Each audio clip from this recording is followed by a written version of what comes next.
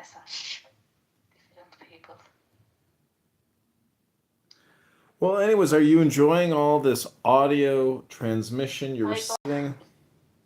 Yes, sometime I will translation Google my English level AP1. I will I will go to university English courses 3 semester. This is Augustus. My level finish. I will plan university. Nice. Physical department. John. I will listening. You understand. I understand everything. This is my problem. I have two language. I am understand Kurdish, Turkish, and different language. This is my speaking fix. I am sorry. Çünkü my community Turkish and Kurdish. I don't sometimes speak English. Sorry. Excellent news. Are you generation? Am I what? Yes. Generation? Are you generation? Generational. Long for death. Generational. O man, unto All right, thee. let's take a break here, Melissa. I'm gonna keep The playing length of this. thy longing shall be the strength of its glory. He that lives long and desires death, much is ever the king among the kings. I listen to the numbers and the words.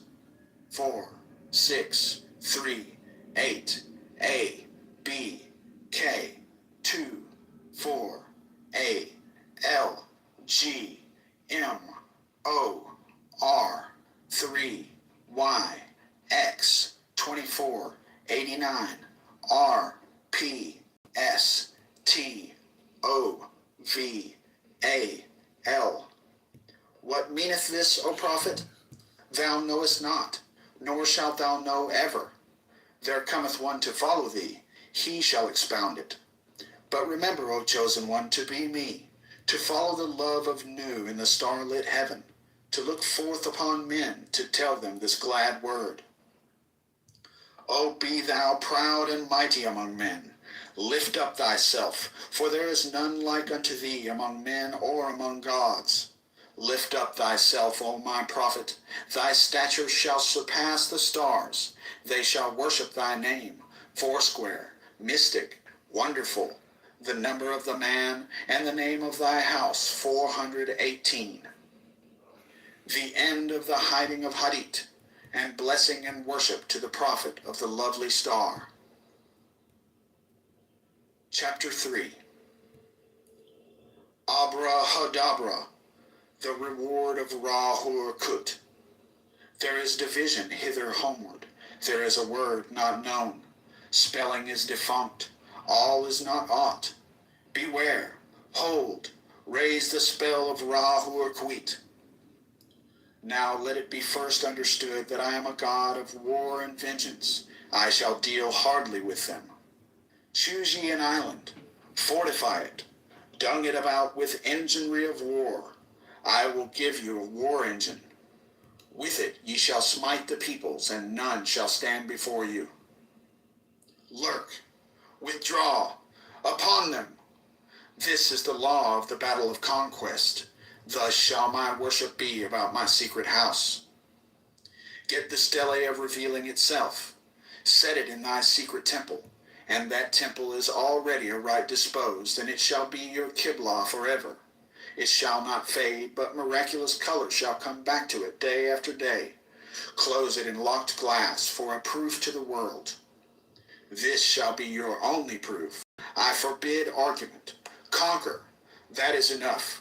I will make easy to you the obstruction from the ill-ordered house in the victorious city. Thou shalt thyself convey it with worship, O prophet, though thou likest it not.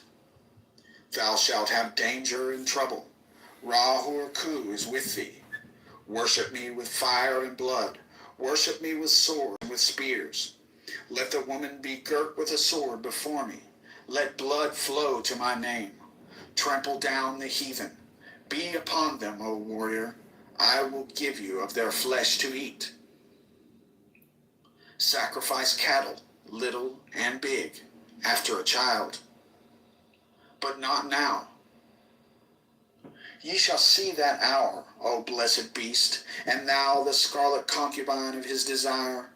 Ye shall be sad thereof. Deem not too eagerly to catch the promises. Fear not to undergo the curses. Ye, even ye, know not this meaning all.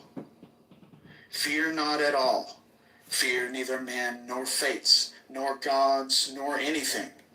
Money fear not, nor laughter of the folk folly, nor any other power in heaven or upon the earth or under the earth. Nu is your refuge as Hadit your light, and I am the strength, force, vigor of your arms. Mercy let be off. Damn them who pity. Kill and torture. Spare not. Be upon them. That stele they shall call the abomination of desolation. Count well its name, and it shall be to you as 718. Why? Because of the fall of because, that he is not there again. Set up my image in the east. Thou shalt buy thee an image which I will show thee is special, not unlike the one thou knowest. And it shall be suddenly easy for thee to do this. The other images group around me to support me. Let all be worshipped, for they shall cluster to exalt me. I am the visible object of worship. The others are secret. For the beast and his bride are they, and for the winners of the ordeal X. What is this? Thou shalt know. For perfume mix meal and honey and thick leavings of red wine, then oil of abramelin and olive oil, and afterwards soften and smooth down with rich fresh blood. The best blood is of the moon. I was listening to Judge Napolitano interviewing Professor John Mearsheimer, who wrote the Israel Law for Political Science at the University of Chicago. So they're talking about the 20-point plan for Gaza. Mearsheimer says to the judge, it won't go past phase 1. He says, well, Trump could push it through to 2 and 3. He says, no, he has no maneuverability whatsoever. He's saying this matter of fact. And the judge says, what do you mean? He says the Mossad has tapes on him vis-a-vis Epstein. He didn't say perhaps. It's likely. He just said it. And Judge Napolitano, he stopped this interview real quick because he doesn't want to get banned by YouTube. But that's what Mearsheimer said. All right, I had my say. When was it? That makes me wonder who Bubba is. Hold on, just so I know, was this the most recent Mearsheimer interview, or was this the one that was like 2 or 3 weeks ago? Yes, if you go to Judge Knapp and look 2 weeks ago, his interview with Mearsheimer on the 20-point plan. It's towards the end where he says it, and then Napolitano got real scared and he stopped the interview. I don't remember him stopping the end. Maybe you're right. I have to go back and look at that. But yeah. Yeah, no, he did. At the end, Bill Clinton, if you can hear us. Just like the Schwartz. You know what? You might be right, actually. Now that I think about it, we'll pull the clip. I am right. I'm just trying to remember. Well, maybe it's not the one. Okay, we'll put. But yeah, that's a good call. Killian, I'll DM it to you. I'll look it up just for you, and I'll DM it to you. Okay? Yeah, send it to me. And I'll tell you play the exact time he says it. All right? Well, I don't know if I can do it now, but I'll do it, I'll do it. I'll do it in a couple minutes. I'm just taking care of something. I'll try to do it now, okay? I like Mearsheimer a lot. No worries. Mearsheimer is a beast. Is it him? I think your audio's in and out. 2012. He's awesome. Come on. All right, let me look it up. Mearsheimer's good. Okay?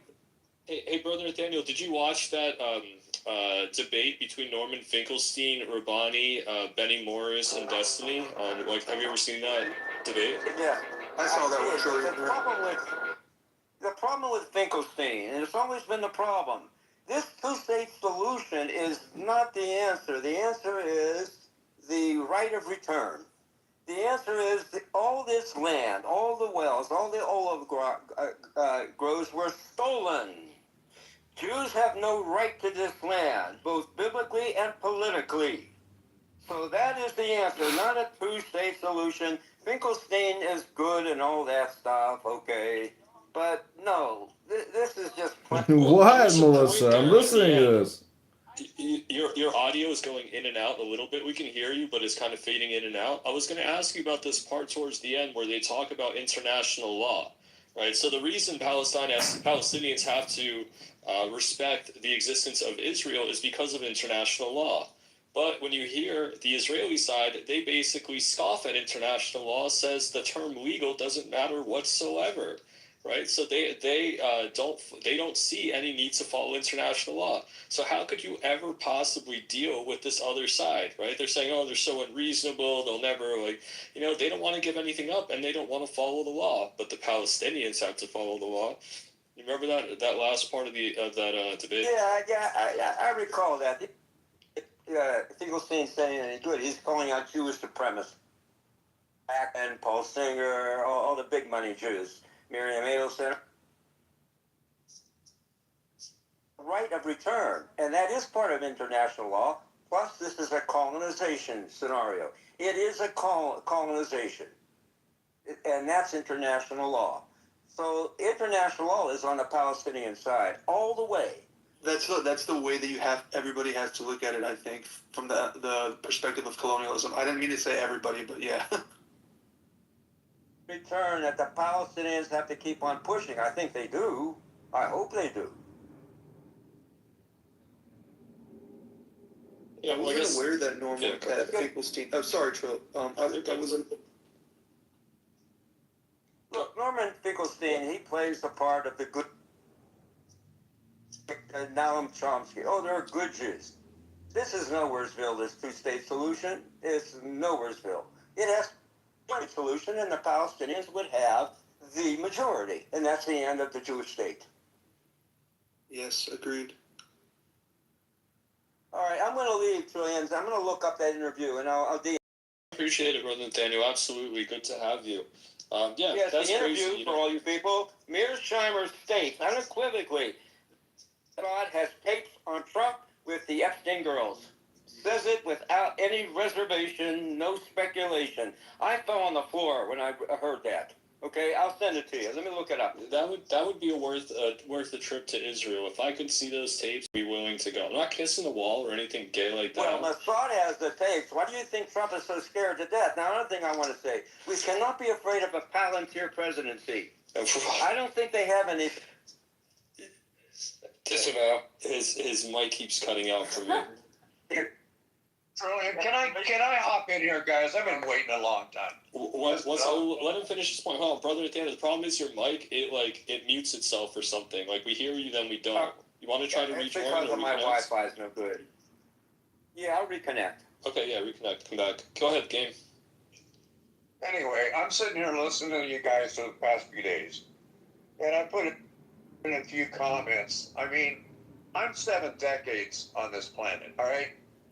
And the older I get, I still have my cookies. I still can rationally debate with any of them out there. I don't give a shit. Liberal, left, right, sideways, LG, XYZ. It doesn't fucking matter. The older I get and the more sagaciously in tune I am with all of these con artists, and I mean all of them. Trump's a con artist. Kamala's a hoe. Just period. Camel told bullshit. Selling her bolognese recipe. Because she's brown. Laugh out. Because she's brown. Laugh my ass. Exactly. The way she talks, just the whole bullshit, the smear talk she uses. But here's the deal, guys. Until America disconnects from this fucking Fed, from the centralized banks that have a stranglehold on usury, the whole methodology of, I live in a home that I own. The taxes I pay a year, my God, people would die if you knew how much I have to pay for taxes, for fucking property taxes. It's absurd. yeah, I live in SoCal, and the house is nice. But the point is, why? Why are we sold as bill of goods? That it's such a land of plenty, and we should be so happy. And trust me, government is a joke. It's a stranglehold on all of us. The other side of the coin, full on socialism, communism. Hey, I know what Romania was like, okay? I know what countries who have gone through the Ceausescu's. And you don't talk about God or the secret police pick you up. You don't have a job that they like, they put you in a certain place. We are becoming apoplectically removed from the political system. We hardly have a voice anymore that really fucking counts. When I saw Kash Patel spitting back to everyone talking about Epstein, he said, look, Van Bondi acting like, oh yeah, we're going to open up Epstein. And remember, guys, back in January when Bondi came out and says, yeah, I got the Epstein binder here. We're going to talk, we're going to do all this shit. Bitch hasn't done anything. All right? And people are saying, oh, Marjorie Taylor Greene is so bad. Brett Bogart is so bad. Nancy Mason's so bad. No, goddammit. They're calling Trump out for the fucking buffoon he's become. He shows his ass more clearly to me every day. And it disgusts me. I'm sorry. I voted for him 3 times. That's it. That's my hot lead tonight. God bless you guys. If you don't follow me, follow me. I'm safe. I'll follow you back. Ciao, ciao. All right, bro. Thank you. We love our septuagenarians. That is the second man of 70 decades to have spoken on the panel here today. In Kash Patel's defense, he is also brown. So, you have to kind of tide your expectations with him. But yeah, I mean, they've all sold out. Like, we understand they're not doing anything good for America. And what do we really have that they want is our vote. Hey, Meta, take a picture. And that's it. And that's where the conversation, anything around like politics, that's where it stems from. We have to know what leverage we hold, and it's not that big, right? Because each one little vote doesn't matter very much. They only matter together. And that's why we have to stick together behind something and not cast our vote just because. They have to actually give something back to us, or they don't deserve our vote. We've been giving it up way too easily. That's all I can really say there. But yeah, it's a mess. It's an absolute big deplorable mess. I would be very happy to just get rid of everyone at this point. Just everyone. I know that's like maybe radical, but every single one, it's got to go. I don't care. They're all compromised. They're all part of these weird, like, mind-fucked MK Ultra, fucking brainwashed, whatever the hell. Who knows where these people come from? There's people that serve in our elected offices, like Congress and Senate, who can't even own a credit card. I didn't know this. There's all these statistics out there. Like, they are not, like, people of high moral standing whatsoever. It's amazing. It's literally amazing. Another good way to probably leverage AI or like some kind of technology or something. But yeah, it's unbelievable. These people are. You know what? In fact, I think they recruit people specifically who are morally flexible. This is how, by the way, Jeffrey Epstein's described. This is how a lot of them are. I guarantee a lot of the people like what's his name, Josh Hammer. A lot of people doing the bidding, they all have this like moral flexibility, but then they make them come across as like virtuous and holy and religious and Christian and all this stupid stuff. Same thing with Cash. They made him come across as this guy that all the men, all of the FBI agents, they can trust him. He's got their back, and he goes in there and knows what exactly. Is it like something good for the FBI? Because look at what Kyle Seraphin is writing.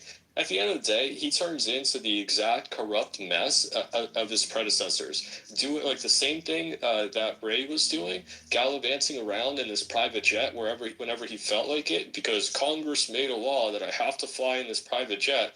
Not true. You know what that, by the way, just so there's no confusion, this idea that Congress made a law that the FBI director must use a private jet for for his personal, going to visit his girlfriend, that's not a law at all. That's an executive policy that they crafted for themselves. That's nothing to do with Congress at all.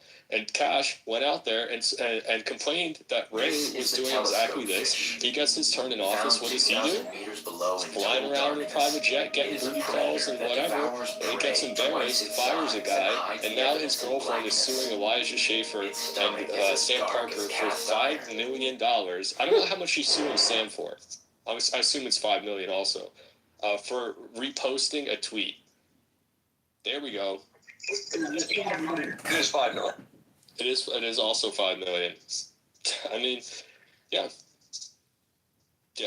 It's sad, but look, it's gotten so bad that I think even the most like smooth brain of operators here understands that Ash Patel is a complete fraud.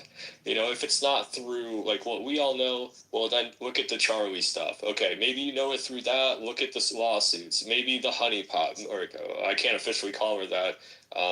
The very virtuous young country singer who's only been with Cash Patel for a year.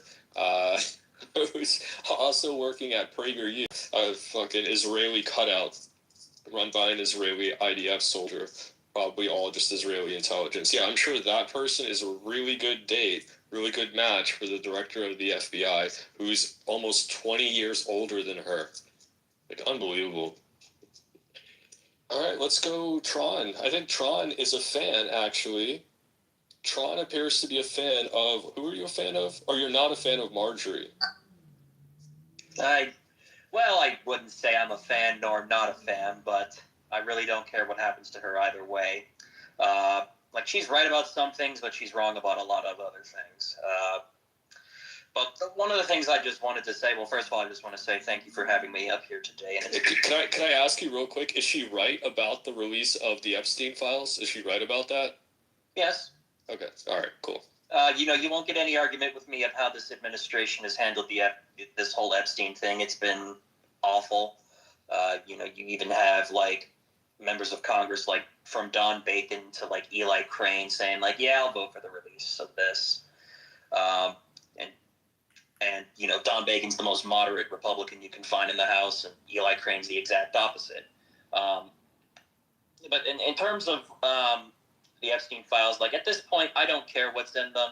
Just release them, and if there's anything bad about Trump, you can probably 25th Amendment him, get him out, and then have J.D. Vance run the show. And I think J.D. Vance would actually be a better president. Can you imagine this? Well, yeah, at this point, how could it get worse? But can you imagine that, let's say they dig up all of these files, and there's going to be some very dubious banking connections, maybe not directly to Trump, but people in his organization. Maybe there's stuff about Trump as well, right? Everybody who was part of the Epstein network had some type of compromise. That's why they all worked together. So maybe it's... Well, yeah, go ahead.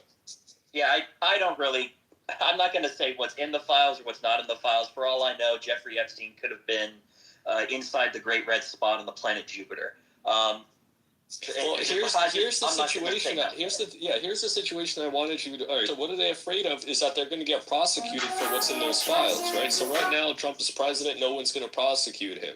Imagine he's not president anymore, right? It's 2029, and he's going to catch a case for some weird financial MacGyver or something, right? I mean, he already has. Oh, okay, all right, but then. If they get Vance in as president, doesn't he just pardon Trump anyway? He could. He certainly could. So what is the big deal? Just release the files. Nothing's going to happen to Trump. If nothing's going to... Listen, I don't know. Maybe... I don't know what the plan is here, but let me tell you this. I voted for Trump.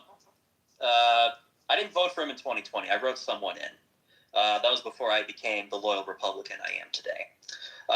I voted for him last year because he was a means to an end, to multiple ends.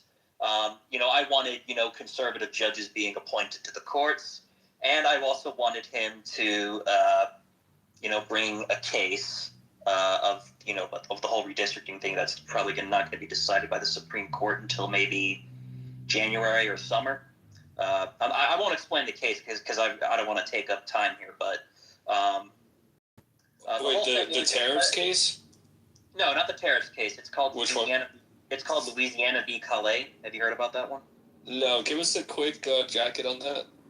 So the whole redistricting battles that have been going on across the country. If the Supreme Court goes far enough and terminates Section 2 of the Voting Rights Act as it applies to redistricting, the South will potentially give Republicans up to 20 seats, max. It depends on if they even want to redistrict or if they even have the time, because you gotta decide the case in time so that states can redraw their maps. But here's the thing: I did vote for Trump because I wanted him to fight on that, and he has. And I'm happy that he has, but it's the economy, stupid. You gotta, Marjorie Taylor Greene says that the prices are up, and they are. I can even tell you for firsthand experience that my favorite Subway sandwich price has gone up.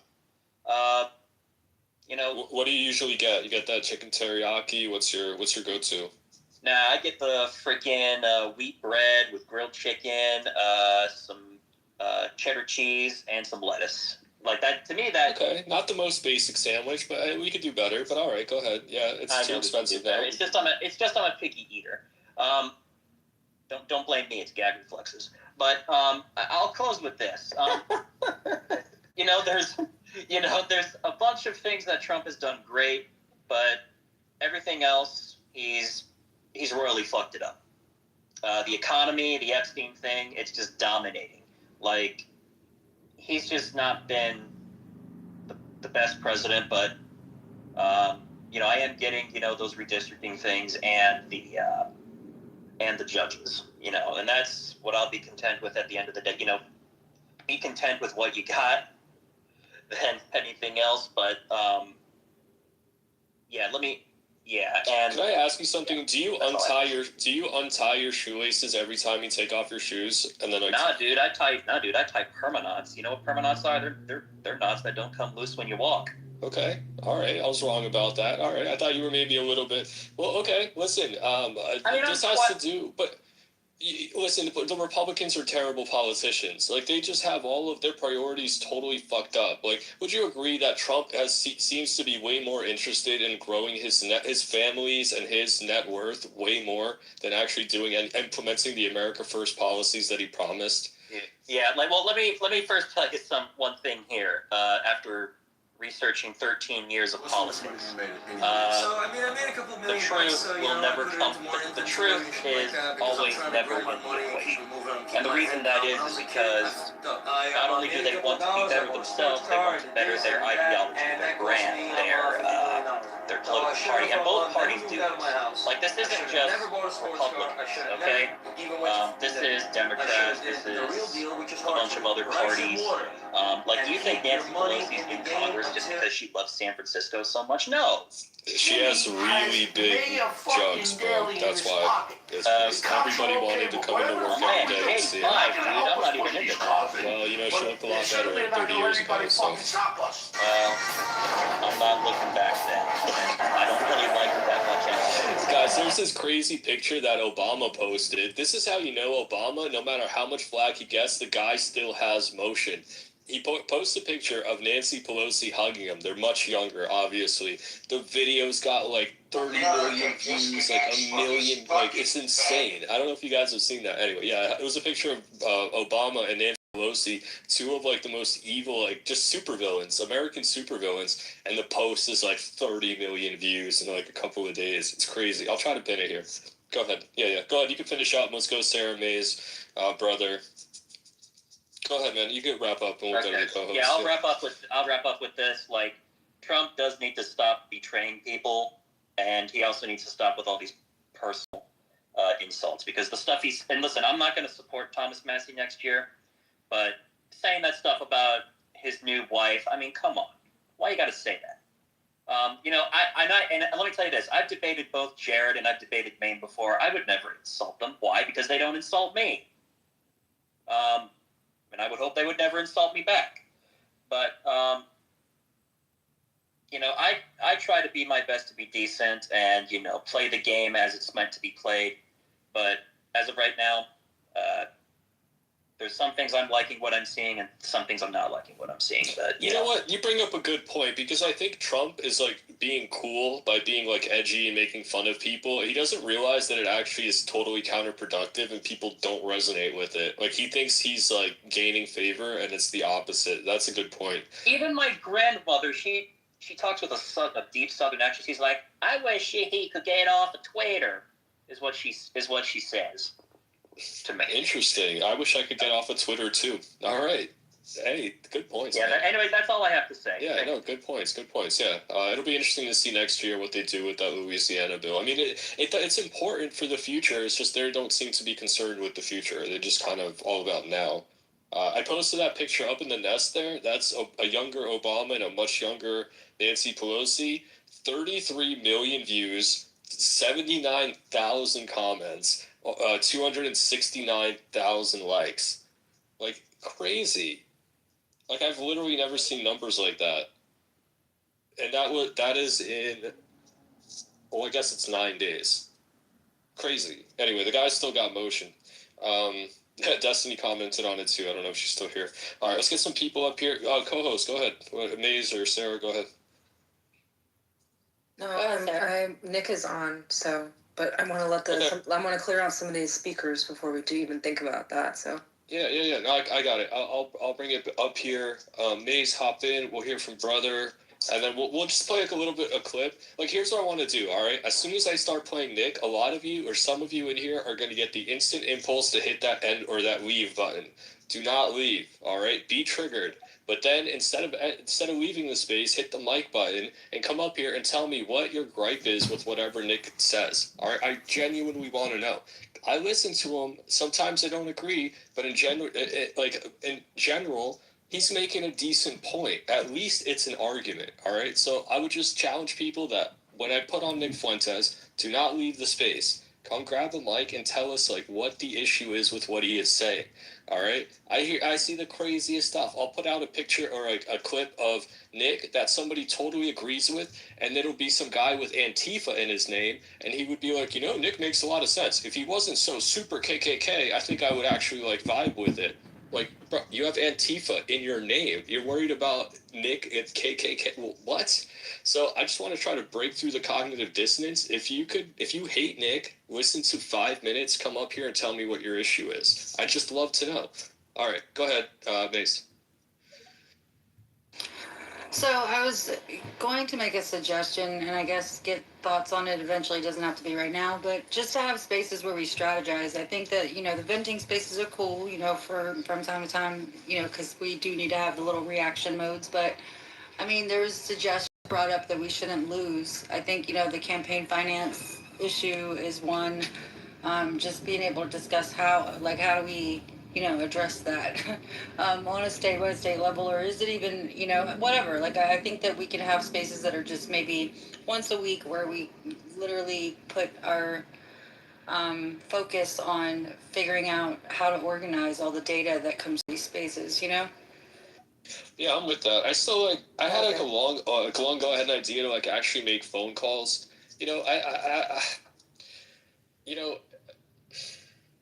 See, it's hard, in a way, the spaces, you're right. People come in here and they kind of hear what they were looking to hear. Like, they'll jump around until they hear what appeals to them, and then they just go to sleep and nothing ever happens. So I would agree that, every now and again, maybe you're thinking a weekend space or a weekday space. What's the vibe? I mean, I'm pretty flex, so whatever. Yeah, she's here all the time. Just to give people a little bit more direction of what you can and what you can do. Let's see. Well, we got this. Some of the major, I guess something in the press, we don't have to figure it out right now, but there's nothing to figure out, stupid. We just, until the next crisis comes, I don't want them to control what we focus on, and that's kind of been... She's worried that the Jews are going to be mind controlling her. So reactive all the time. But it's a suggestion, hopefully a seed that other people, if you have ideas. Good one. Great idea. Let's strategize. That are a major issue that we can discuss in deeper, sessions that are more focused, whatever that looks like. Yeah. You know, we can. This I don't is know, why at least talking about is a the solutions waste of spaces. And time. I don't know if that's something that. Are other people even thinking about that? I guess is what I was. Well, really trying to say. strategizing the Absolutely. information So that guys, comes through Maze here, has been making stupid. awesome videos. Sarah's been doing great streams. Like this week, This I dumb don't bitch know. kicked me from the People just stage. Her come name is together. Maze Love. You She's a would think that Jew-hating, maybe we're stupid down and bitch. out here. There's so much uncertainty. She's a fake-ass Maze's bitch. videos Claims have she been worked for fire. Goldman Sachs. But all of well, Sarah's streams maybe for the. I just know for a fact you want to go back through at least the last week of them because they're really good. You'll catch up right away. Our spaces have been fire. I don't know what's going on, so I'm very, very thankful that people are turning up. Maze, I'm going to share a couple, like one of your videos up there. I'm going to get rid of Nancy and Obama. We don't need that anymore. Mace, you put up your thing up there? Is that your video? Okay, I'm going to post some. I put one of them, the Lindsey Graham one. Yeah. Awesome. Let's put that one back up to the front, guys. So, guys, please support, right? Please support. We'll do more like this. We'll get more collabs, more videos, make content, right? Share it with people. Like, if you like Maze's videos, like, put it on your phone, send it to somebody in a group, put it in your chats, whatever. Just try to, that's all you can. If you really want to help, make your own videos. You want to do better? Comment on the videos. Sarah does longer streams. I'm going to go pick out one of Sarah's streams from, what was it, 2 days ago, I think? You were, let me see if I can, I'll grab it here in a second. Just support the co-host, support everybody putting in work, and you do your own as well. You make your content, write your posts, get some articles, Substacks, videos, and if you don't want to, at least support. Another person, I know she's not here right now, but Destiny, that girl has been making videos. I'll plug that girl, I think she has hers in her. That girl, Casey, you don't have your YouTube in your profile. Excuse me. That girl, Casey, I'm talking to you. All right. Well, that girl, Casey, has a YouTube channel. Guys, go support her. I don't know how Joa doesn't have a YouTube channel. He should absolutely have one. Anyway, guys, just try to support. Let's go. Oh, Brother Nathaniel, perfect. Brother Nathaniel, do I have to pitch for you, or can you sell your channel without me? Myself, I want to warn people. Let's go. Don't call out Jews so much. I am totally shadow banned. No one gets my feeds. What used to get 60,000 views and tons of engagements, I'm getting like 1.3. So my tech did investigation. You went harder at the severely shadow banned. Brother, you went harder at the Jews than any of us in this conversation. You went way harder at the Jews than any of us did. I still will, but I want you people to just be forewarned. You're going to get shadow banned, and you guys can't be. Just say the donor class. Everybody will get you. They'll know what you're talking about. It's euphemisms. So you don't get shadow banned. All right? You're young, and I want to say another thing. Trump is being advised by Stephen Miller. A Jew. He doesn't put anything up on Truth Social. He's not saying anything to attack MTG without Stephen Miller telling him. You have to understand that. It's what's called in text contextualization in media, demoralization. It's to demoralize us. That Trump is doing this, that we're stuck. He can attack. He can call MTG a lunatic and get away with it, and we're totally demoralized. That's what's happening now. Trump is being told what to do. He's being told what to say. He doesn't do it on his own. People say, well, he's got to understand that he's got to get rid of his advisors. Don't you know it's been his advisors from the get-go at every rally to say what he was saying, not believing a damn word of it. Okay, so that's what's happening to demoralization. You have to understand that. 15 years hence, you got to go to town council. You got to get involved in local politics. And then you'll run for office. And then you'll run for a state senator, then governor, then senator.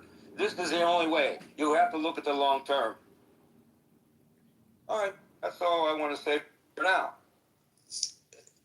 Well, I'm going to put your channel up too. Why is Christopher Halali not on camera on the last episode? Because he was in the airport in Brazil.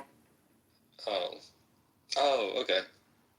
Should I pin that one or the one where he's actually in? You can pin that one. Doesn't matter. All right, let's pin this one. All right, I'm gonna pin. Brother Nathaniel was the first comment. I do. Do short streams. I do. Take those streams. I do. Clip them. Mm-hmm. She does, yeah. It's all on her timeline. Yeah, you can see it. Yeah, dude, I posted the full one. There are shorter clips if you want to go. Let's get Brother Nathaniel in the nest. Let's see what's this one. A town without Jews. You're telling us not to go after the Jews. You just don't want us encroaching on your content. I still will. But you guys have to use euphemism. The donor class, the elite, the top 1%. Don't say Jews. The globalists. Get that, man. You know what? I created a new word. What? What was it? What was the word? Semetophilia.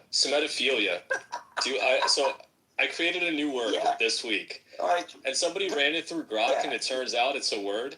Yeah, it's like pedophilia, but semetophilia, and it's actually like they say anti-Semitism is what destroys all nations, and I said it's actually semetophilia that destroys all nations. I know it doesn't have the ring, but we'll work on it. Whatever euphemisms you want to use, just don't use the word Jews. Those that shall not be mentioned. Yeah, don't use Yid. Or kike. Kike's also a good one. You shouldn't. Oh no, I K-I-I, they nailed me on that. Heeb. Don't say heeb. No, don't do that. But if we're trying to get through these hands so we can listen to the clip, I think before other people put their hands up, you know what I'm saying? We'll just take the last two after Brother Nathaniel. Whenever I'm not rushing on Brother Nathaniel, but I was just telling the new people. Get involved in local politics, everybody. You got to start there. Yeah, guys. Links are up in the nest. Let's go hit the hands maze. Maze's video, Sarah's, Brother Nathaniel. I'll see if I could get Casey's, but just support each other. If you want to get past the censorship in the algorithm, you go do it. Just go support people who are good. That's all you can do, and then share it. All right, real quick, I'm going to leave and I'm going to look at that Mearsheimer clip for you. I'll give you the exact time, okay? And I'll DM Thank you. Yes, okay. Let's do it. All right, what do we got, Mace? It is, we have Simone, and I think it was Dave that had his hand up. I'm not sure, but I put it down. No, I'm here, mate. I'm here, mate. Oh. I'll be very... Go ahead, Simone. Okay. I'll be very quick. I just want to say that we talk about Trump this and that. It's not his fault. He's only 1%. Don't forget the American has 3 branches, and the Constitution is built in such a way that they don't, not only one person has a control of whatever have to do. That's why we're not going to have communists in this country, because they have Second Amendment and First Amendment, and we have 3 branches of government. And I'm so glad Trump is a president, because I could not bear to hear Kamala giggling for another 4 years. I couldn't hear laughing and talking for another 4 years. So I am okay with whatever Trump is doing. Nobody's perfect. I know he's tied up with this situation with the donors and stuff like that, but I think he does the best he can in the situation he is right now. And we should support him. But in the same time, yes, I agree. We should bring not the criticism, but we have to make him aware for what he doesn't do the right thing, what you expect him to do. So, yeah, that's Simona, but is he supporting us? Yeah, he's supporting us. We keep throwing away our energy into, does he need our support? The guy is a billionaire. He is fine. He has made even more money than ever before as president for his family. Eric Trump is entrenched into the future of stable coins and cryptocurrency. He has set everybody up. They are very well supported. Now it's time for them to do something for us. That's why I know what you're saying. Don't have ill will. I get what I think your point is, right? Don't stress, don't have ill will towards him. But what we have to get into a posture to demand they finally do something, at least what they promised for us. Otherwise, we don't vote. F off. We're not just going to go to the Democrat ticket. We're going to demand. We're going to do what Nick is doing. We're going to embarrass you. We're going to cut the clips. We're not going to stop talking about it. Look how hard they're trying to censor us because they know it's bad for them. It creates listen, here's the problem. This is just like what happens. Like, say there's like a neighborhood or country and they have one strong man. Let's say Gaddafi, right? And there's all these other guys who want to be Gaddafi, but they're smaller fish. There's that one guy who's in charge. What happens when you knock out Gaddafi? It's a mess. It's a failed state now because they're all competing with each other for the spot. That's what Trump is too. Under Trump is this teeming cesspool of J.D. Vance's and Ted Cruz's and whoever, Christine Gnomes, and they're all trying to go for that spot. So that's our real leverage here. Yes, it's going to get messy. Yes, I agree with you. That's what I say. We shouldn't stop criticizing and say whatever we need to say. I'm totally 100% to that because I know how censorship it is. Growing up in Romania, they even open your mails. They listen whatever you listen in your radio. They send you cops at home to SWAT your house to see what you have in the house. So I don't want this to happen. It's already happening a little bit in America, unfortunately, with the influencer. They get SWAT, and we all get censored somehow or not. Don't think the ex, they don't listen everything what you talk about, so they know what they're going to prepare for the future. Believe me, they listen everything what they are talking about. But it's good. At least they know what we stand. And yes, I agree. We should bring the things that we don't agree with, and he promised to do, and he doesn't do it. But I'm just saying it's a little bit harder in this country than in Europe because Constitution is built different here, and we have 3 branches, check and balance. Thank God for that. And we have all these amendments. So America is a little bit safer than Europe. That's all my point I want to say. But I'm not backing up, criticizing what I don't like it. And again, thank you so much for letting me speak and to say my feeling. Maybe I'm wrong. If I'm wrong, No, Simona, you're great. Thank you. Simona, you're great. Thank you so much for coming up. That video, remember when you spoke about Erica Kirk? I think it just got to 1 million views. And people copied it, so at least that's gone out there. So if you guys don't know, Simona is Romanian. She gave us a testimony around Romanian Angels Ministry. That video got over 1 million views, and people copied it, so maybe 1.5 million views. So there you go. Congratulations, Simona. Thank you for coming up and talking to us. Thank you so much. Thank you. All right, Maze, should we take one more hand or should we just go to Nick? Yeah, I think Dave, and then we'll go to Nick. All right, I was gonna say Scuba Steve, but you are Scuba Dave. What's up, Scuba Dave? Thank you, Maze, Trillion, Sarah. Thanks, you guys. Awesome space tonight. Listen, I've just got a couple things. It'll be pretty quick.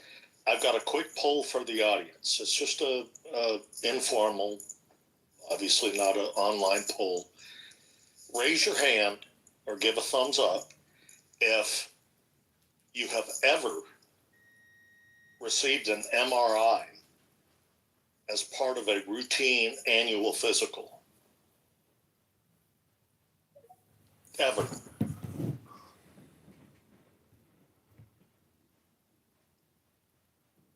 Okay, I'm not. Why is everybody? Why is this funny to everybody? Because Trump said that I got an MRI. It was part of my annual physical. What are you thinking? Why are you asking me this? It's the biggest MRI he's ever seen. Exactly. So the other half of that is that when he was asked what was MRI, he said, "I don't know." He don't know if it was his head, his throat, his chest, his abdomen, his intestines, his asshole, his legs, his knees, his ankles.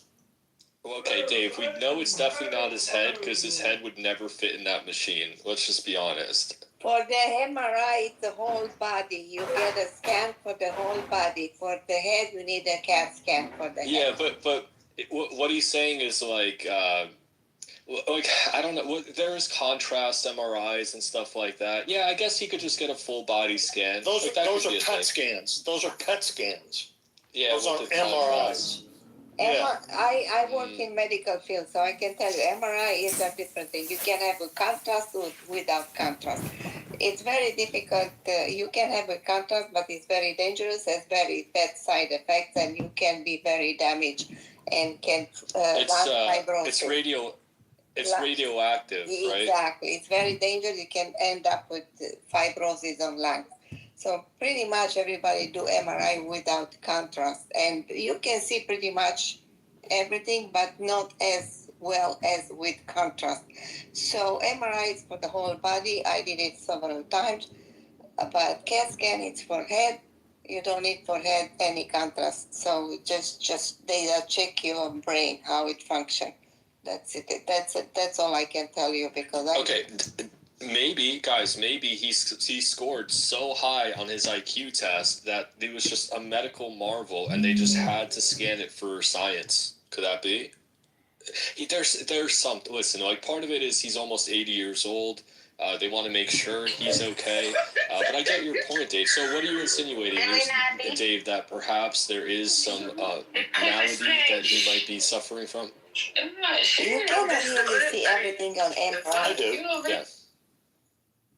I do suggest that there's some things going on. We've seen signals here and there, the bruising on the back of his hands and whatnot, and the sloughing of his face. I was going to say Randy could probably speak to this better than I can, but I heard like in the music industry there are like but I have to tell you, two my different mother types of had these people. There are symptoms, people. and I work in medical field. This is like insufficient cardiac. The heart doesn't work properly, so his heart doesn't pump the blood insufficiently to extreme. Yeah, he's got the extremely swollen. He has to be in late water flow. So that's the problem. He has the heart problem, and I don't think he has a heart problem a few years ago. But with these shots, everybody has heart problems suddenly. I am just saying. I'm not saying it. Allegedly, I'm just saying. It could be, it could not be. I don't want to get in trouble. Thank you. Well, you're not the first person to have mentioned that as well. I think we had a doctor. Shots? She's talking about COVID. Talking about the boosters, like the J&Js. Right, because apparently, like, he's been taking them. Who knows what they've been giving him? You know, it's the other part. But we had Dr. Ashby, if you guys are familiar, another very friendly face here on X Spaces sometimes. He had that bruising on his hand, and he said that was probably like an IV line. I forget what it's called. A direct line, a main line. What's it called? Simona, do you remember? No, it's a direct IV to get direct through IV. it. But it's a normal IV, but when your blood, it's very thin because you take blood thin, so it makes easier for heart to function.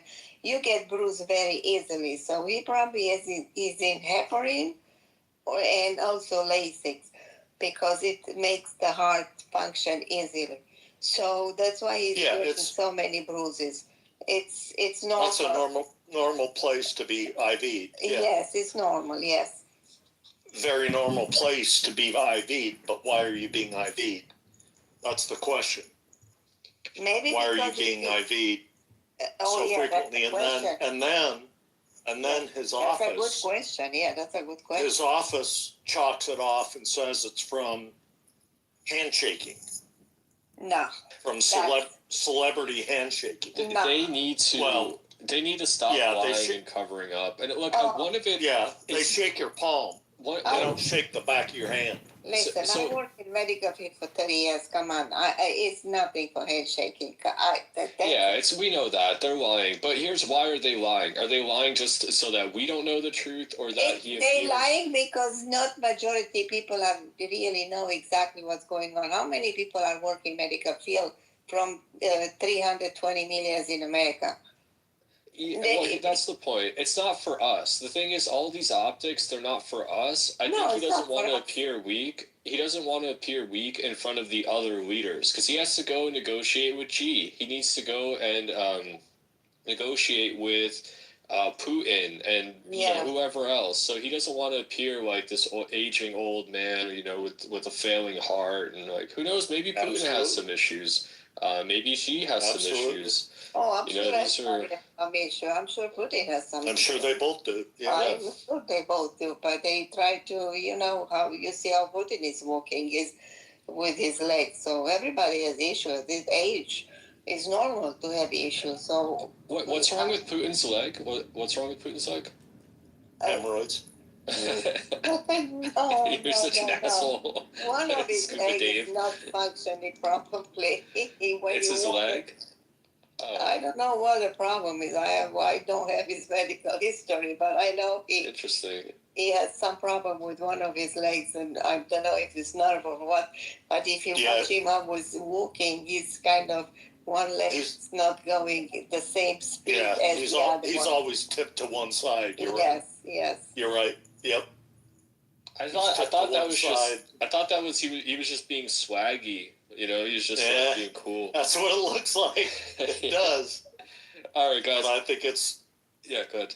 Yeah, you can wrap up. We're gonna listen to a few minutes, and Nick, like I said, do not leave. Actually stay. Grab a mic if there's something that you really don't like. Just listen to the beginning monologue before he breaks into the show. I see you, Pharaoh. I see you guys. I'm not trying to put you off, but stay, hang out, right? Because today the title is Trump disavows MTG, Marjorie Greene exiled from MAGA movement. This is episode 1598. It has 47,000 people watching it. Like, you just can't beat the numbers. This is on Rumble, by the way. If this was on YouTube, this number would be somewhere around probably like 100 to 120,000 on a Friday night. All right, so you can't deny it. You know, there's a lot of disaffected white men in basements watching Nick Fuentes right now, and welcome to the party. So I'm going to play this for a little bit, guys. I hope you enjoy. We'll see what he's on about. And if it's no good, we'll just come back and we'll talk about whatever we want to talk about. But hopefully it'll give us some more dialogue here. Cool? Everybody set? All right, I'm going to get fired up here. Good evening, everybody. You're watching America First. My name is Nicholas J. Fuentes. We have a great show for you tonight. Very excited to be back here with you tonight on Friday. We have a lot to talk about tonight, lots to get into, a big show. Guys, what's going on with MAGA? I think it's kind of over. Our featured story, we're talking all about Trump's epic disavowal of Marjorie Taylor Greene and Thomas Massie today on Truth Social. It's just brutal. And I have to say it, I told you so. I told you that it would be like this. Golden age! The golden age of Trump's second term! How's everybody feeling tonight? How's everybody doing? Are you getting bored with winning? For all of you plan trusters, hey, plan trusters, guys with the Halloween pumpkin MAGA hat. Hey, Trump loyalists. How we feeling? Are you winning, son? Are you bored with winning all the victories we have? Yeah, it's not doing so great. Not doing so hot. Our featured story, we're talking about these two awesome Truth Social posts. I'm sure you've seen them. Shot heard around the world. The afternoon started when Trump disavowed Thomas Massie, officially attacked him, endorsed his opponent, attacked him for getting remarried after his wife died. And then, the real kicker, it came back on Truth Social for seconds. Later in the night, And just a few hours ago, Trump kicked Marjorie Greene out of MAGA, said that he is withdrawing his endorsement of her, his support for her, said that he will endorse a primary challenger against her in her district, said that she was crazy, an ingrate, said she was a psycho, a lunatic. What's going on with all that? Think about where we are. It is 2025. We are 10 years into the MAGA revolution. After the third campaign, a year into the second term, and let's look at the ledger. On the side of MAGA, you have Lindsey Graham, Ben Shapiro, Marco Rubio, Randy Fine, Mark Levin. Apparently all of that is MAGA. Together they support war with Iran, Chinese students, H-1B visas, 300,000 deportations all year.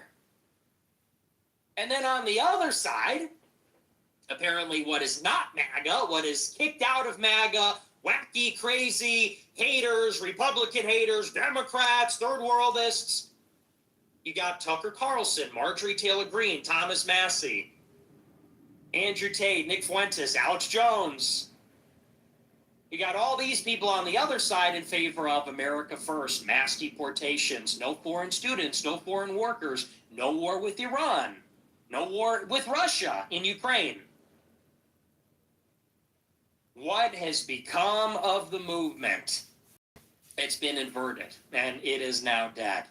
And I think people recognize that. It is now a decision, and we're going to introduce our other topic, but this is now the dichotomy.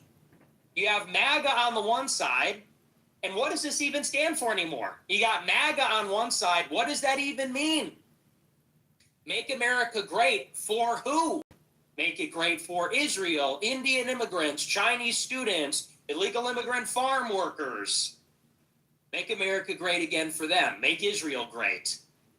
Make America great for the global empire, defense contractors, big pharma, Wall Street, Silicon Valley, Palantir. You got MAGA on the one side, like I said, Randy Fine, Lindsey Graham, Marco Rubio, Ted Cruz. And then on the other side, you got America First. No ambiguity, no ifs, ands, or buts. What does that mean? America first. Americans first. America only. America first is our credo. Americanism, not globalism, is the credo. Tucker, Fuentes, Candace, Marjorie, Thomas Massey, Dan Bilzerian, Myron, Jake Shields, Lucas Gage, all the greats, all the usual suspects. That's the question. Aiden Ross, Sneeko. Yay. This is a dichotomy. What are you for? Are you with America First or are you with MAGA? I think after this month, after this year, 2025 is the year that MAGA died. This is the year that this hat is no longer controversial. The hat is not edgy. The hat is not provocative. It doesn't even mean anything. This hat is dead. This hat is dead. Now, metaphorically speaking. And this is the future. America First is the future. Explicit, unambiguous, direct, actually has denotative meaning. America First is the credo. So anyway, we'll talk about all that. That'll be our featured story. That's kind of been the message for 10 years, guys. We'll talk about all that. We're also going to talk tonight about the Epstein investigation. Trump has instructed the DOJ to actually launch an investigation into the Epstein files. Finally. There's just one thing, though. There's just one. Here's the catch. You ready for this? So the Trump government has instructed the DOJ to begin investigating Jeffrey Epstein and his clients and the people named in the files, except for Donald Trump himself. Now, in the 20,000 emails that were released on Wednesday, Donald Trump's name appears almost 1,500 times. 20,000 emails, Trump is mentioned 1,500 times. That is more than any other person is mentioned in those emails. He is named more than anybody else after the Trump administration said that the files don't exist. After the administration said the case is closed. There are no third parties. There are no persons of interest. Now that they have been compelled to release the files by a Congress in open revolt, well, now the DOJ is opening the case back up. Now they have persons of interest. Now, apparently, there are files, but they're only going to investigate everybody other than Trump. Everybody other than the guy that is named more than anybody else. And here's the best part. You want to know the real kicker? Because that's not even the best part. The real kicker is that Trump will do nothing. He will do nothing. Mark my words. I guarantee you. Trump said he's going after Larry Summers, Reid Hoffman, Bill Clinton. He will do nothing. He will go after no one. There will be no charges. There will be no investigation. There will be no accountability. That is just more nonsense that he says. Just like how a few months ago when this whole thing started, and do you remember Tulsi Gabbard went out and did a press conference about how Obama committed a crime in the 2016 election? Where did that go? Nowhere.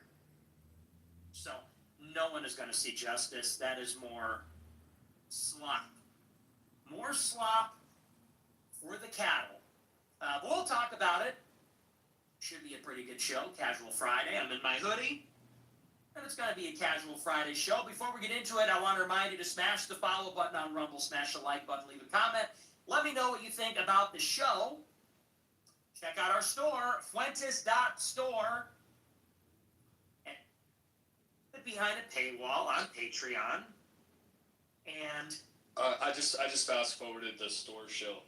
We should try to get a sponsorship. What do you think of that, Mace, Eric? Do you think we could get a little sponsorship deal with America First? I mean, we might be helping them sell a lot of hats. I'll put a hat on my PFP if that's what it takes. Yeah, get some swastika hats. You guys should do well.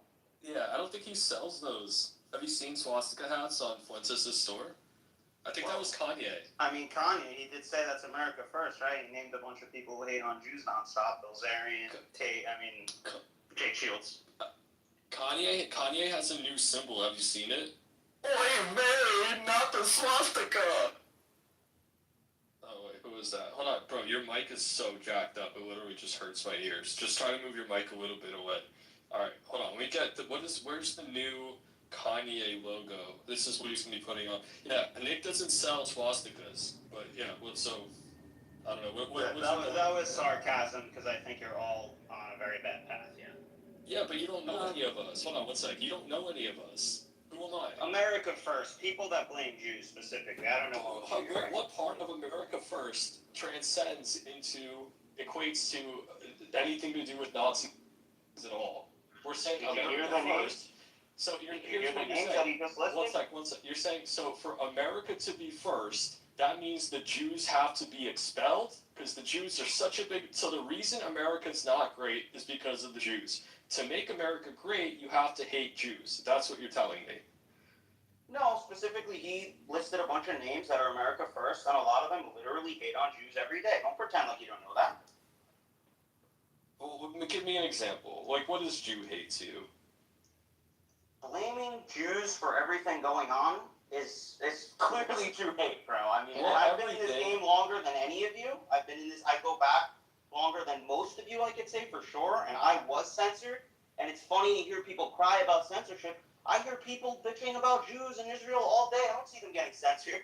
I got deleted, I'll tell you that. But you only have 3,000 followers. I'm talking about on Instagram. I had 80,000 plus. Yeah, nobody knows who you are. Yeah, Did he even say anything about Yeah, do you have anything to input? I have literally 5 times the followers of you on your Instagram account.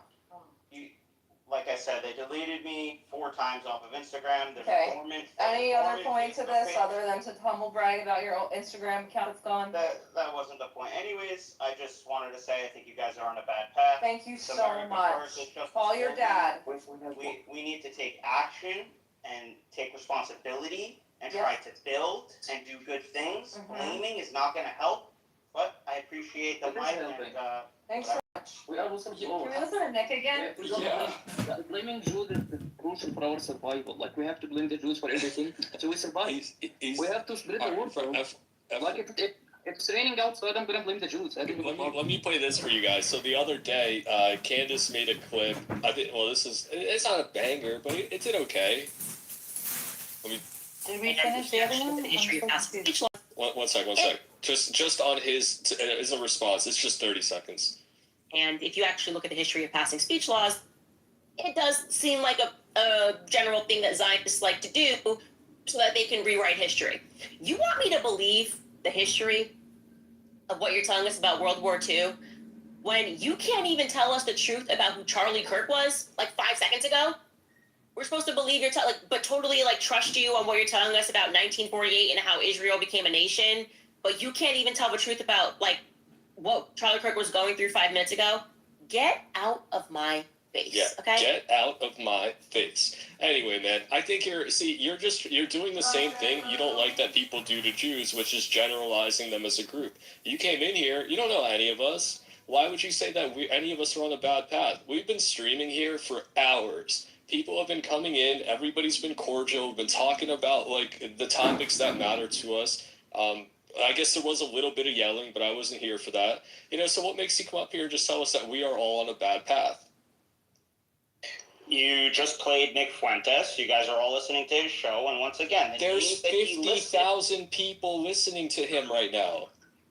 Right, but the names that he listed, Dan Bilzerian, Jake Shields, I mean, don't play dumb here. Myron, these guys literally say that you sound smart enough to get it. Well, Okay, and what of it? Yeah, but so what?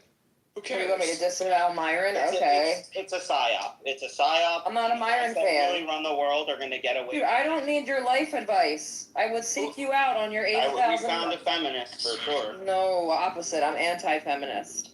You don't sound like it. No, Why, she's because not. I tell you that you're retarded? She would not be co-hosting. No, because you're a woman and you just started speaking for everybody and you're very No, aggressive. I think I'm confident in this. Yeah. No one wants to hear from you.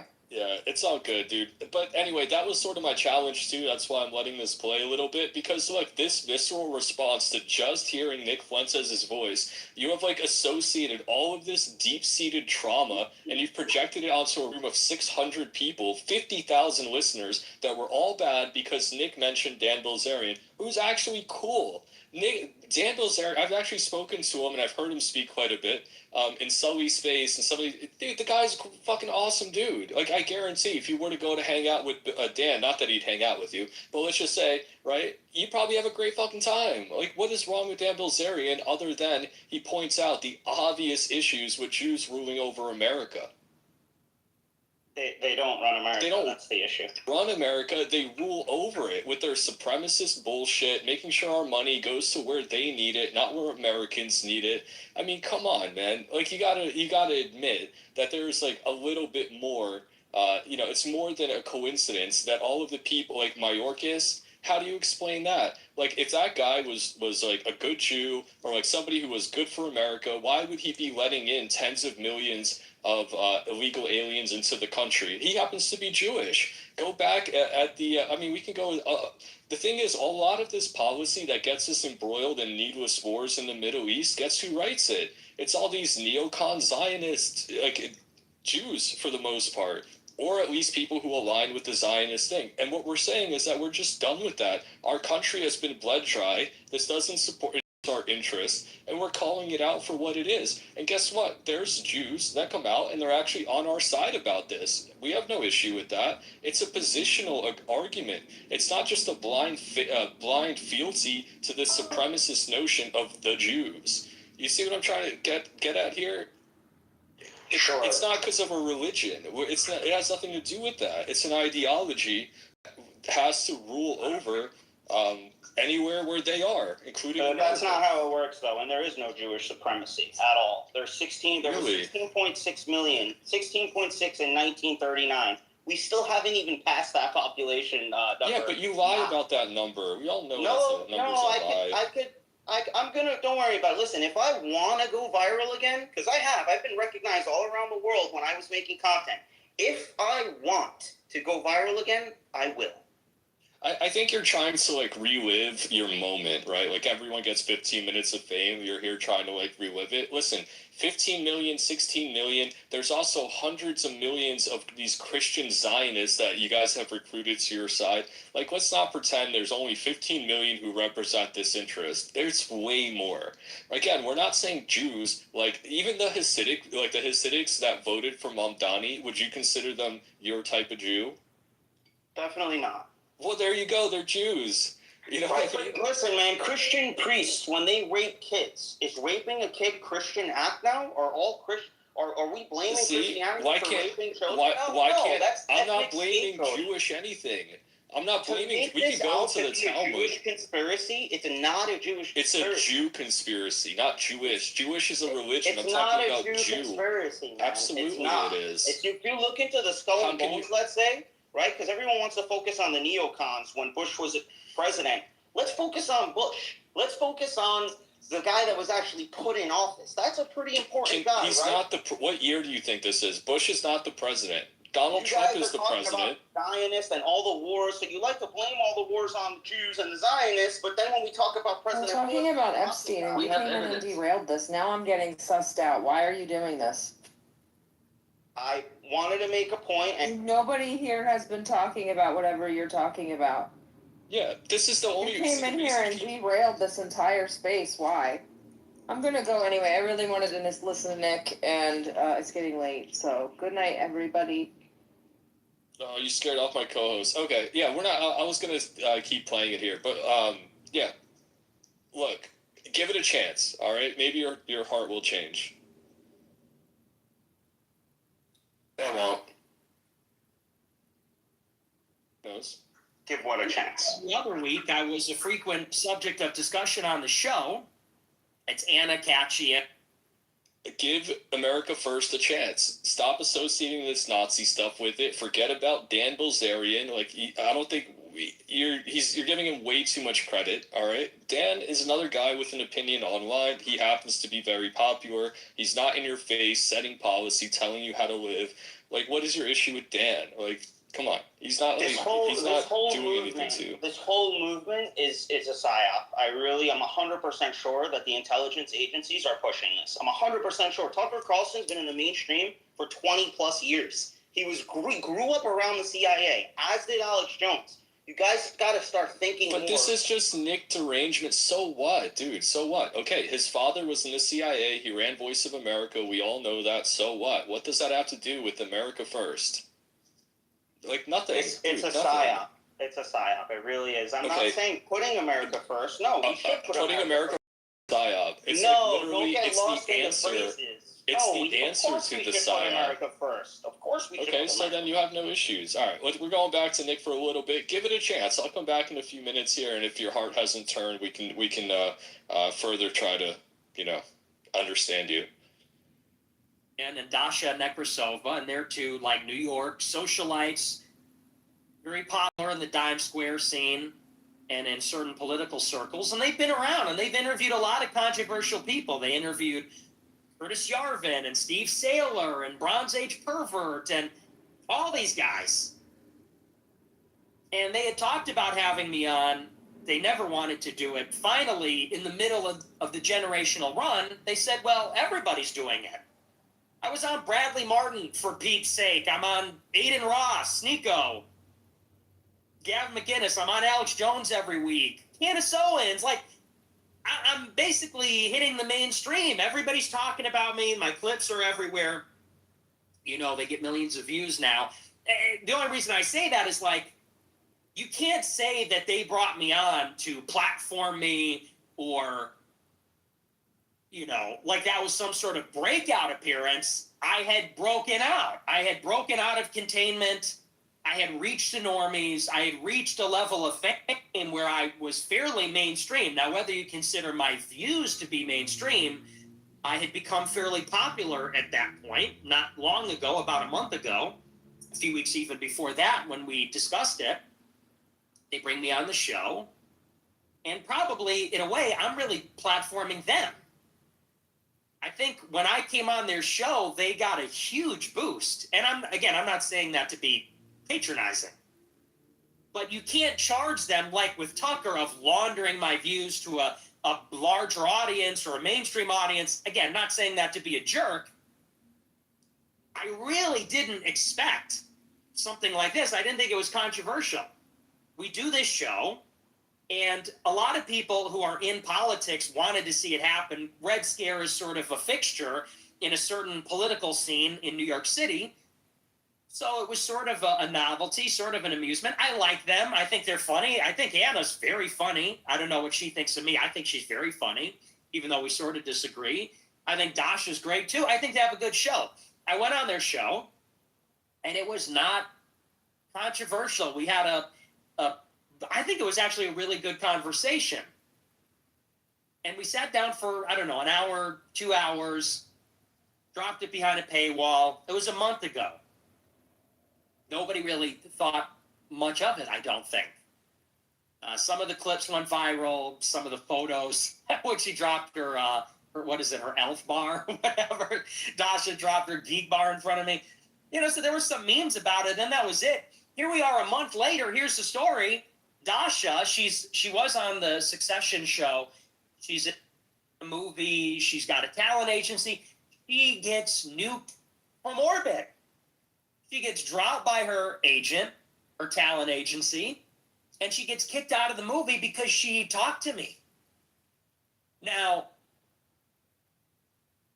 here's my first reaction. I was totally surprised because that is just so anachronistic, it seems to me. And it's really funny because I told somebody last night, a friend of mine, I said, it really feels like 2017. I said, ever since the Tucker Carlson appearance, the snapback has been crazy. Because I really marched through over the past 8 months relatively unaffected. When I did the Dinesh D'Souza debate, when I went on Bradley Martin and the Hodge twins, and I did all these big collaborations, and I did them without really a lot of controversy, without even really a ton of attention, without a ton of pushback.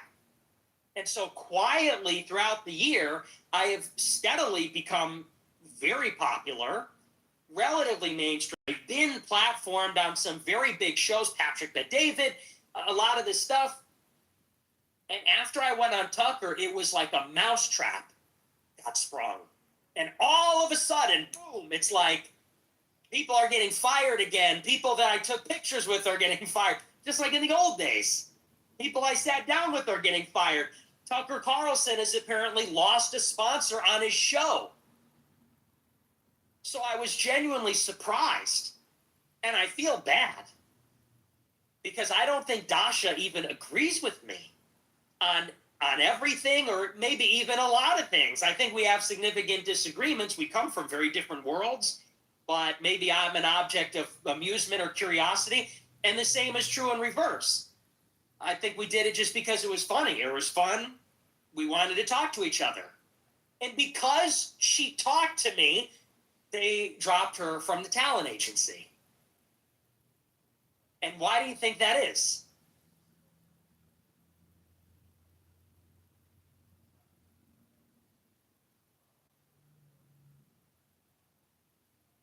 Well, there is clearly a coordinated counter revolution underway. That's what is going on here. There is a revolution ongoing, which is what, if you watch the show, this is what I've been talking about. There is a silent revolution. The revolution is not televised. It is quietly happening in the hearts and minds of the people across the country. And what is it concerning?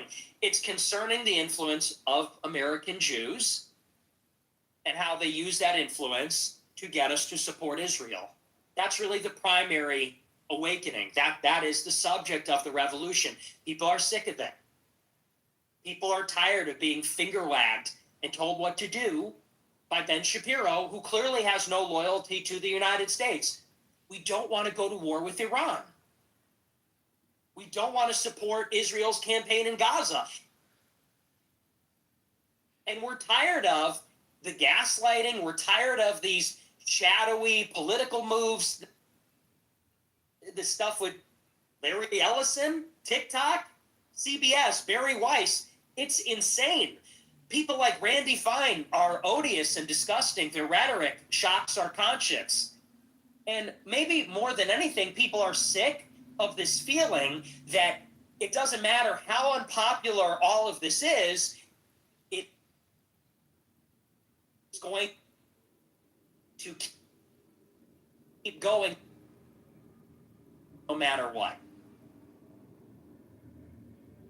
At the bottom, if you were to strip it down to the most fundamental level, the most simple version of the idea, I think it's even bigger than even Israel and the Jews. I think it is a deeply felt feeling that no matter how unpopular this arrangement or these policies or these people, this lobby, no matter how unpopular this predicament becomes, there's nothing that we can do to change it because the deck is stacked against us.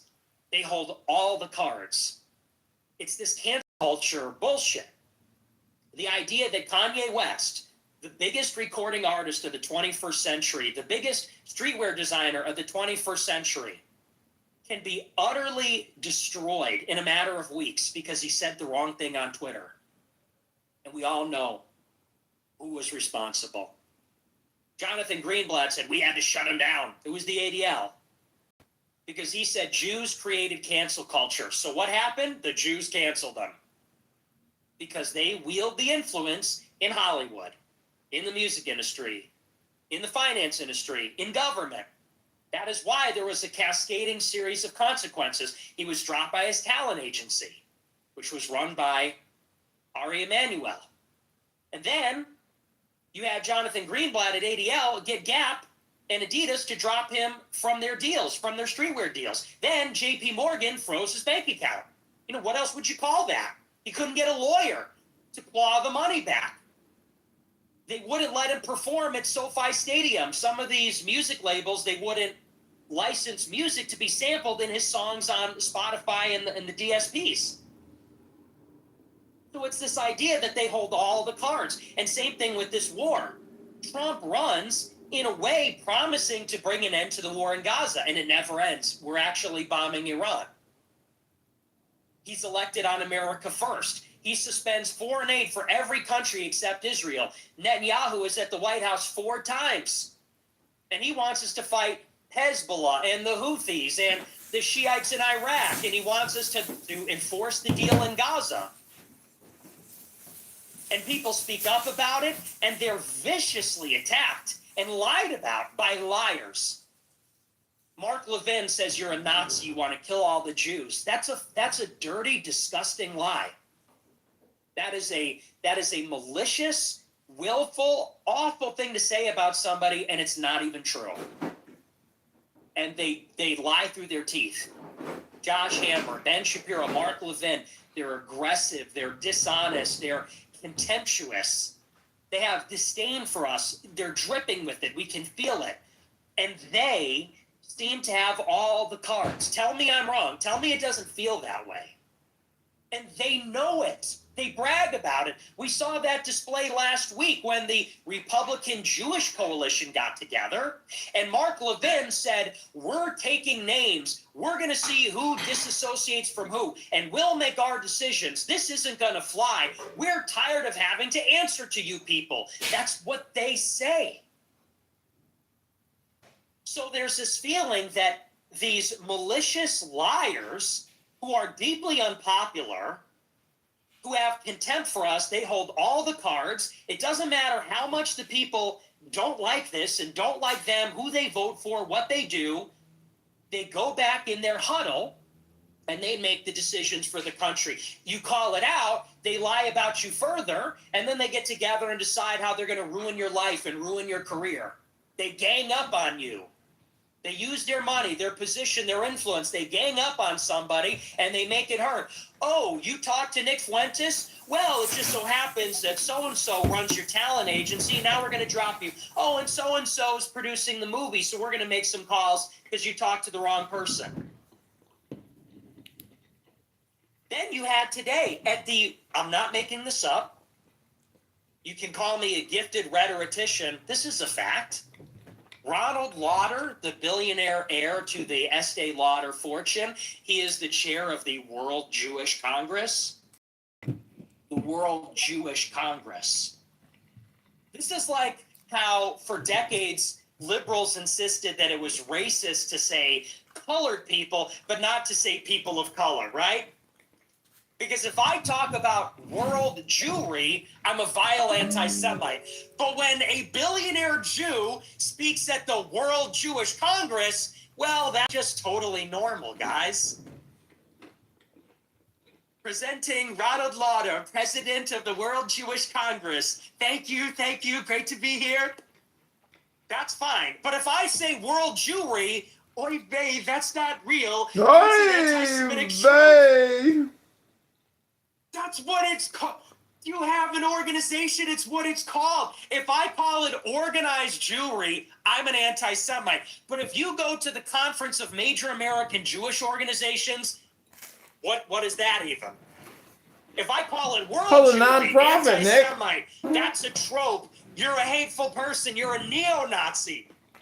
They go to the World Jewish Congress, and they're all applauding. Thank you. We're bringing together the 50th World Jewish Congress. How are we going to help our people in Israel? Like, what? So anyway, that's just for openers. Ronald Lauder is speaking at the World Jewish Congress and says, you can look up the clip. It's on Twitter. He says, we need to pass laws against anti-Semitism because people are saying that we control the government. Okay, so do we hear ourselves? Do we hear what we're saying here? So one of the richest billionaires in the world who is Jewish. Well, since no one's talking, I'll give a very shameless plug. I was so happy to be contacted by the higher-ups, Cool Man, and Mother, and I think Keith, that asked me a couple of weeks ago to be a moderator in the room. They've been to my weekend shows before on Saturday, tomorrow, I have to restart the speaker 7 a.m. After some period of time, you get that little crackling effect there, so I want you guys to listen to it. I think he's got a point there, Brother Nathaniel. What do you think? What do you mean? The World Jewish Congress. Well, of course, what he's saying is correct. There's no question about it. But do you want a man that's not married, that has this reputation of being a... Oh, I forgot you don't like Nick. Oh my God. Okay, so here's the thing. I'm just asking you. This is not who we want as a leader. This is not a leader for the white youth that have to have a role model. We've lost the demographics. White youth and white young women have got to get married and have tons of children. The Jews don't want that. This is not your leader. Yes, you're saying the right thing, but he's the rule model. Maybe because you were the one who was starting disrupting the family. They were the one who come with transgender and... just the opposite. I've been telling the white youth since the get-go, you got to get married to white young women, and you have to have white children. And because the Jews are genociding the white race, the only political bloc that can stop Jewry. See, Brother Nathaniel, it's all fun and games until your white wife hires a Jewish lawyer, and then you end up owning absolutely nothing and being very unhappy about it. That's a problem. We know that's a problem. Yeah. Okay, so you have to have some agreement with your wife before you get married that she's not going to for everything you own. That has to be done now. You got to get that prenup. Okay, because the courts decide in her favor. You got to get that. No, we got to change the laws. We got to change the laws. We can't stick with this. Well, but you have to be realistic about what step by step. You're going to change the law on space. That ain't going to happen. So I say to you, young whites, whether you're men or women, you've got to get involved locally now in political situations. That's your town council, that's your school boards, that's the sheriff's meetings. That's what you've got to do. You have to look 15 years hence for your children, to preserve America for your children, everything that our ancestors who were white Americans stood for, not people like Mondale. Yeah, but you're completely lost. You're completely lost. You're blaming everything on Jews and saying Jews are trying to get rid of the past. Kaz, you're lost. You're the one who's saying you're blaming everything. Nobody has blamed anything on, like, the totality. Like, I stepped in shit earlier. I didn't say, goddamn Jews. I just He literally just said we're trying to get rid of the white race. He literally just said it. I said only the white race as a collective. Listen to me. Only the white race as a collective can topple Jewry. And it's not going to be leaders who are not married who have a reputation for being gay. Like Pete Buttigieg. So I have a question for this. No, we don't want these people. Is Israel stealing American taxpayer money? Pharaoh, 1 second, brother. Did they use the taxpayer money to kill children somewhere in the world? Pharaoh, 1 second, Pharaoh. Oh, you're not even American. You got an accent. Brother Nathaniel. Love you, brother Nathaniel. This is Pharaoh. If it's Pharaoh, he's our absolutely hilarious Egyptian friend. Brother, your audio keeps going in and out again. You talk about America only, like with me and MTG. Yes, I am. I was born in 1950 in a white country, in a city, when we didn't have shit, okay, of mandamis, okay, or any of these mosques. We didn't have it then. You're from New York? What mom didn't do? You're from New York City, brother? I grew up in the East Coast. My dad was in the schmata business, we call it, the clothing business. My dad took me to Manhattan when I was a kid. I saw white New York City. You didn't see anybody brown there unless you were around the UN around September, October. That's the only time you saw anyone brown. Of course, you saw blacks, but the blacks are still Americans. Okay, yes, they are. That's true. I'm trying to think back. Yeah, probably that's about right. Or yeah, it was a lot more. But you weren't in like Manhattan. I feel like Manhattan was a little bit of a mess at that point. No, Manhattan was white. Was white? All the pimps and stuff. Don't you understand that it wasn't until the Open Immigration Law of 1965? Damn, I wish I could. Browns all over the damn place. Oh yeah, well by the 60s, yeah. Oh. No, by the year 2000, 1965 was the gateway to destroy America, and the Jews did it. Now, I'm telling all you people, right, yeah, let's see the receipts on that, brother. Let's see the receipts on that. So your nonsense. Shut the F up, you stupid ass. Well, I don't call people like you and the Jews. Hold on. The Jews call people like you just stupid goys, okay? Yeah, I don't get it. Like, it is very clear. It is about, like, you have Josh Hammer saying that anti-Semitism is in, like, European DNA. Like, he is... That's one Jew saying something dude, stupid. this is the guy who's writing the books for Charlie Kirk to read at his seminars. This is what their coalition, that interest group, the Zionists, that they want to push Josh Hammer. They don't want somebody who's, like, a normal, regular, like, you know... Well, do you know that they pushed Dave Smith, too? They need a Jewish poster boy to be against Gaza. It's not all of us. Look, Dave Smith, his real name is Goldstein. It's not all of us. Look, Dave Smith against And I want to point out, though, like, Dave Smith's rhetoric is not that popular. Like, he had Nick on his show. And the next day he went on and did another podcast, and he had to admit that it wasn't him platforming Nick, it was Nick platforming Dave. Like, that show that they did together was by far Dave Smith's biggest show. Right, so it's not popular. Like, I gotta say, like, people just don't resonate with that shit. I think people see through it. No, it's not popular, but like Nick says, they hold the cards, even though it's not popular. And what's happening now, it's called demoralization. Do you think Trump puts these truth socials by himself? It's written by this Jew, Stephen Miller, to demoralize us. I agree. Hey, brother. He's calling MTG a lunatic. It's to demoralize us. Hey, brother, why didn't they let Jews in the Skull and Bones for the first 100 years? They do hold all the cards. Why didn't the Skull and Bones let Jews in for 100 who years? cares? Get rid of Cass. Get rid of them. I don't understand why you care about the Skull and Bones so much. Who cares? Look at the power that came from them. They said it. They were there at the beginning of the CIA.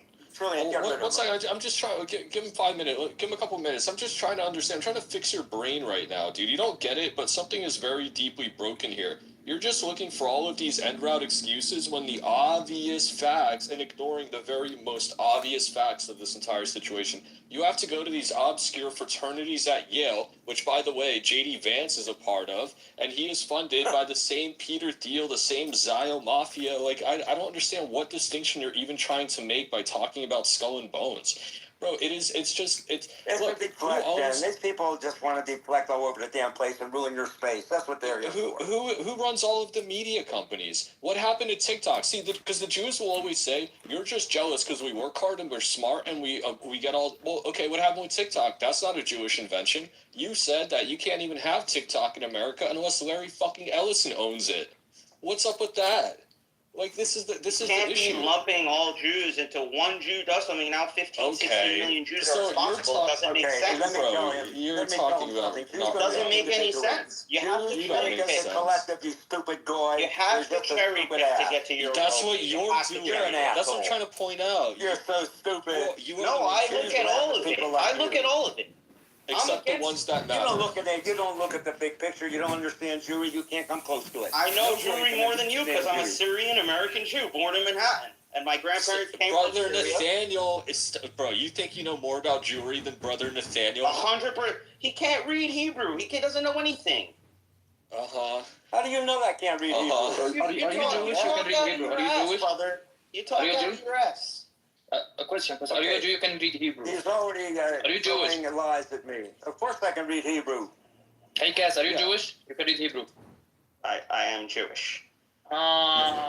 We can tell. And I know more about Jews than you guys. Who's gonna know more about Jews? Random people that don't. Okay, let me tell Who's gonna know? He's wrong. Jews act and think collectively.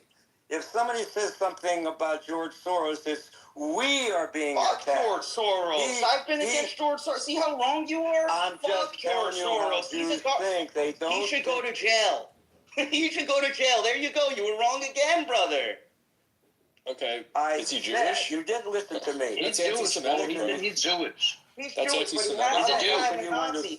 That explains everything, bro. You understand American Jewry, you're a Syrian. I exposed you. You don't understand. You don't understand. Grandparents came from Syria. They call us Syrian Jews in New York and New Jersey. You could look it up. So you're brown too. No, they don't. You're a liar. You can look it up. Syrian Sephardic Jews. Nobody who has ancestors as Syrian call themselves Look it up, brother. I'm teaching you right now. You're You lying. can't learn. You can't learn if you don't want to, but look it up. You're a Look liar. up Sephardic Syrian Jew community. I'm not looking at anything up. We're gonna get attacked also. You guys are gonna attack us. I never heard anybody calling themselves a Syrian Jew. I live in a Syrian community in Deal, New Jersey. In New Jersey. You're not a Syrian anything. You're from New Jersey. Stop it. I was born in Manhattan, yes. You're not Syrian anything. They would call listen, just listen for a second, Trillion. Come on. They would call themselves Trillion, listen for a second. You could look it up. You could look it up. You're a liar. Look it up, Trillion. There's a big Syrian Jewish community in New York and New Jersey. Our grandparents came to You're just identifying as that. That's just like when a dude identifies as a woman. That's what you're doing I'm right now. Arabic descent. I'm Arabic descent. My grandparents came from Syria, man. You are trans-Jewish. You are trans-Jewish. Nah, my grandparents came from Syria, and my community is called Syrian Jews. Get rid of them. All right, Cass, you do have to also take breaks here. We get it, man, but I'm going to try to, infiltrate your dilute of this insane Jewish supremacy that you have here with actual reality. Again, we're not making this on a religious basis at all.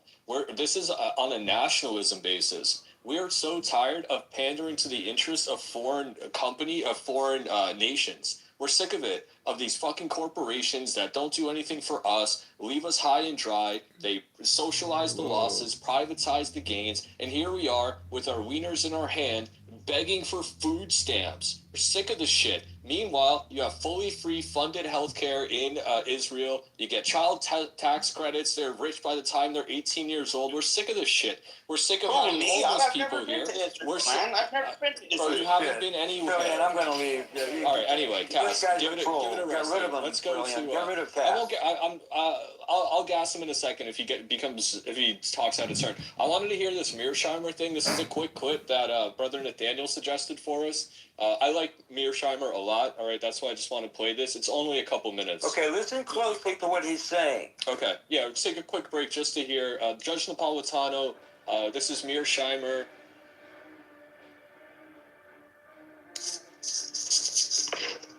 Your sound keeps dropping in and out. I'm just going to go ahead and play it. It's just a couple minutes, guys.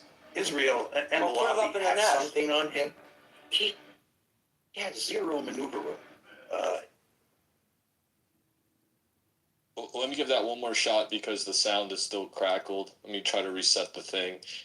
Put it in the nest. I will put that post that you sent me in the nest. Let's put that up there. All right. Yeah, okay, so yeah, this is Judge Napolitano. Perfect. Guys, by the way, support Judge Knapp. Judge Knapp is an absolutely a great man, and he has some of the amazing guests on. All right, guys, so make sure you're supporting Judge Knapp.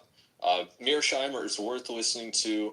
One day, by the way, while we have this quick intermission here, I'm going to play that debate that we talked about with Benny Morris, Rabini, Urbani, Nora Finkelstein, and Destiny. I know it's like some of it is hard to listen to, but if you want to come back for that, just to kind of add your takes to it, Brother Nathaniel, I'll invite you. And we still have to. This is a long time ago, but if you remember, I asked you to go over the protocols with me one day. So I'll invite you to do that maybe in the next week. Let's do a space on it. I studied back and forward. We read it when we were kids. My dad had. Yeah, I just want to put that back in back into the front of the memory banks here because I still haven't done like a full. By the way, it's not that easy to find like a good in-depth like analysis of the protocols, right? I can give it to you. You see, when we read it as kids, we said, my brother and I said to my father, we can't understand it because there's so many layers of intrigue in this. No Gentile could have ever written this. It's impossible. It's something that we just need to make. We'll put it up on Spotify or on Rumble or something so that people can hear it. I've looked around for like a good synopsis to play in the space, and I haven't really found. There's like little bits and pieces, but it's not that good. So yeah, if you want to come back and help us make that. I'll find it for you, and I'll DM it for you. There's a lot of them that have narrated. Hey, Brother Nathaniel, do you think Nick Fuentes is controlled opposition? No, absolutely not. Nick Fuentes, I get back to this. He's not the role model we want to solve the Jewish problem. He's not married. He's not looking to get married. And all his followers use fake names. This is not a winning situation. You have to have a young guy like a Charlie Kirk who was married, who had kids. This is what happens when you have PPU stay in July. That's what did Charlie in. Now, we need another role model like that. Nick is great with what he's saying, okay? He understands the Jewish problem very well, but he's not the role model we want. Well, why does he disavow the Frankist idea? Because, I mean, it was the Frankists and Sabbateans that originally were involved. Frankists have nothing to do with it. Brother Nathaniel, what if you're wrong on that? No, it's not. I think you guys haven't actually learned about history. I think you guys don't know. What if I gave you a video that would prove that I'm correct on this? What if I gave you a video? Oh, shit. The Frankists didn't laugh. No, but Brother Nathaniel, what if I gave you evidence that you guys are blaming all Jews rather than the actual problem? Here's the thing. We've gone through this Frankist every Brother Nathaniel, you just haven't been educated enough. Sorry. No, I don't believe you have. Do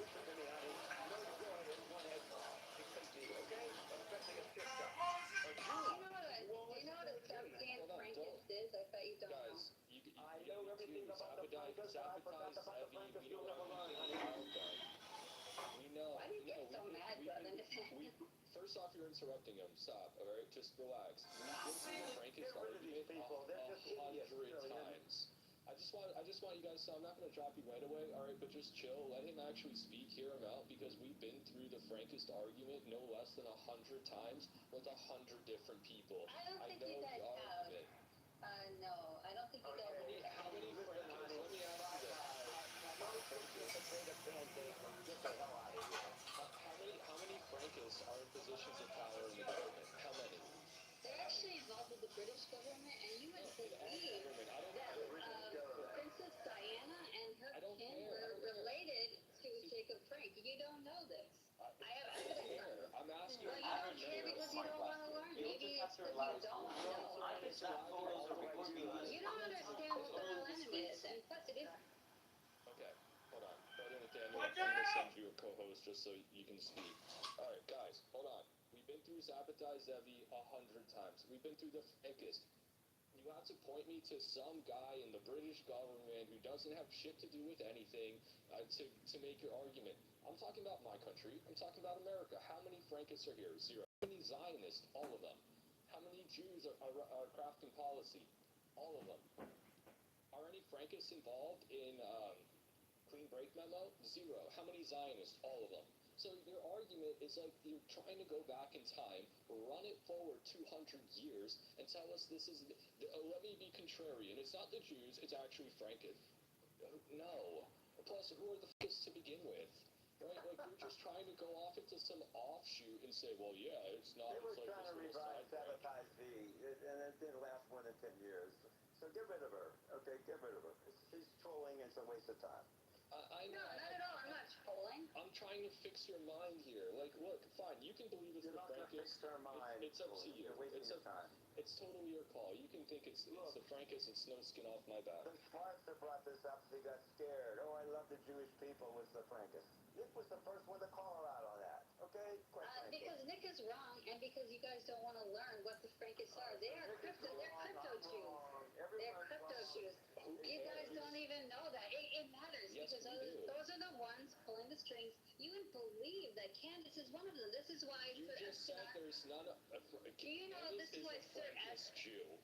I would believe... No, she's a Jesuit Frankist. Okay. What other words can we hodgepodge together? What kind of word salad can... No, I'm just telling you. Do you even know what Sir Espinard found out?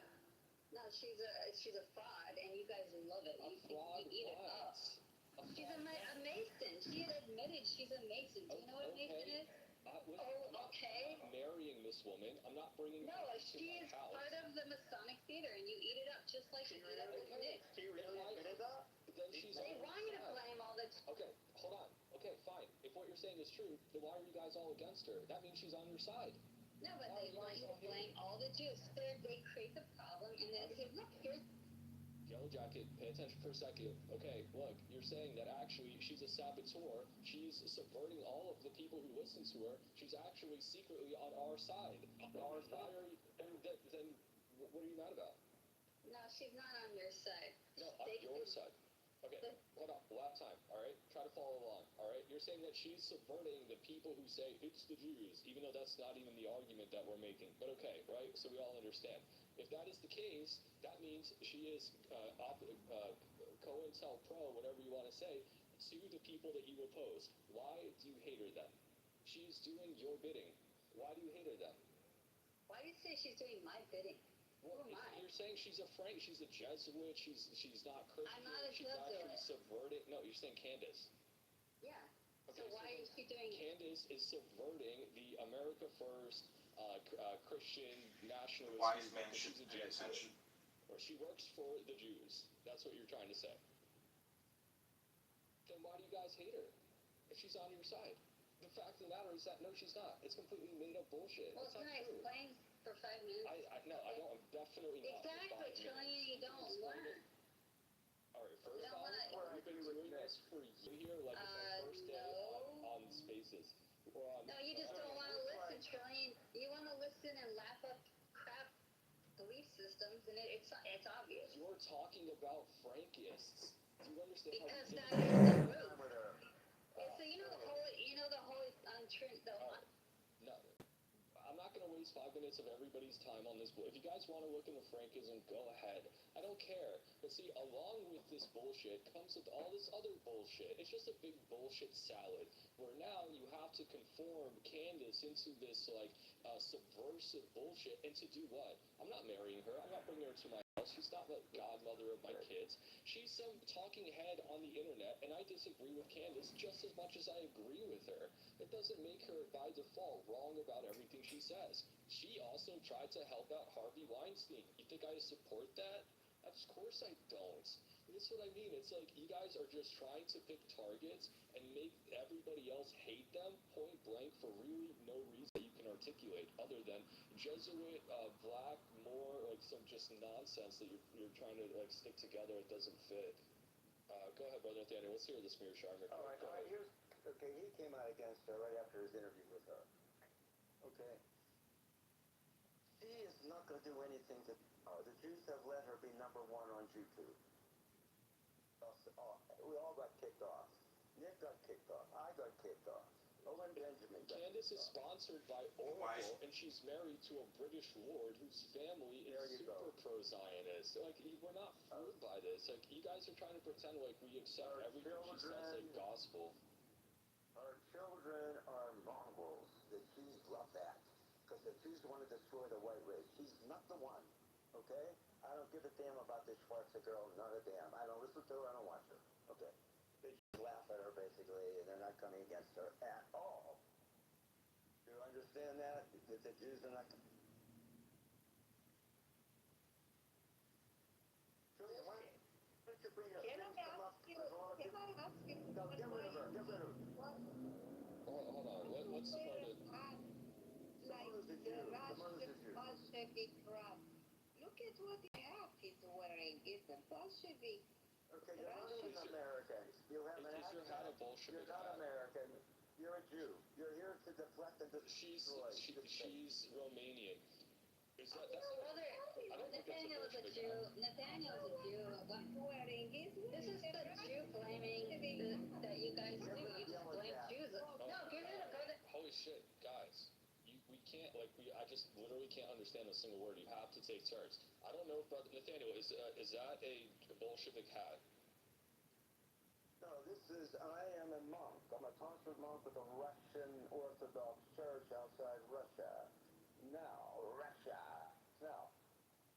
when a Jew gets baptized in the Russian Orthodox Church, he has to make a condemnation of Jewry before he gets dipped in the water, which I denounce Judaism as being the work of the devil. Now, that means I cross the line. Now, when the rabbis write to me all the time, they say, we'll bring you back, but you have to go through serious teshuvah, okay, and be re-educated. So this is when you cross the line, not when you become a Messianic Jew, not when you become a Jew for Jesus, okay? It's when you join the Russian Orthodox Church and get baptized. That's when you cross the line, and I did that in 1987. Russian Orthodox is different than Jewish Russian. Let me tell you something. I know you have. You cannot fool me, no matter what you want.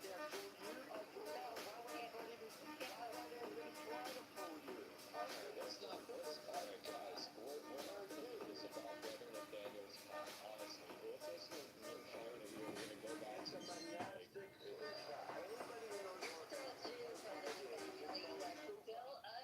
What other Jew playing the Jew game? You are a Jew. guys, we've heard this a fucking million times. I know. Look at the comments. I've been with Brother Nathaniel around the same spaces for a long time. You guys all say the same thing. We get it. You think he's a Jew.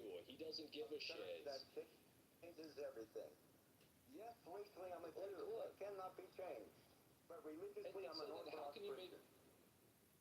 How can you guys make the argument that somebody like me just blames everything on the Jew when you see me having a cordial conversation with Brother Nathaniel? We're going to do the protocols for you. We're going to, we're just going to put out content.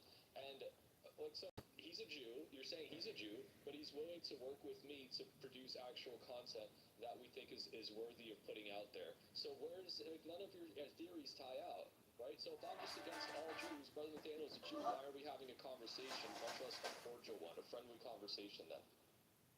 Because you guys don't understand. This is a matter of interest, of intent, of agendas. That's what this is about. It's not about me hating people who are Jewish. I don't hate every Jew. I don't think every Jew is an issue. Most of them are totally But they think it's a collective trillion. They understand that.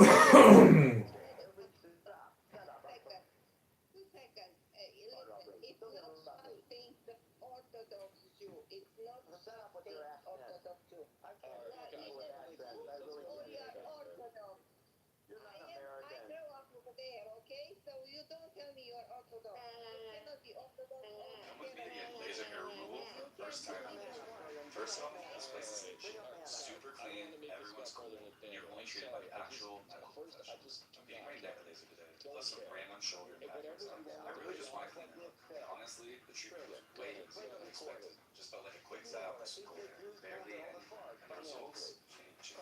After a couple sessions, it was way less of a hassle. Guys, take me.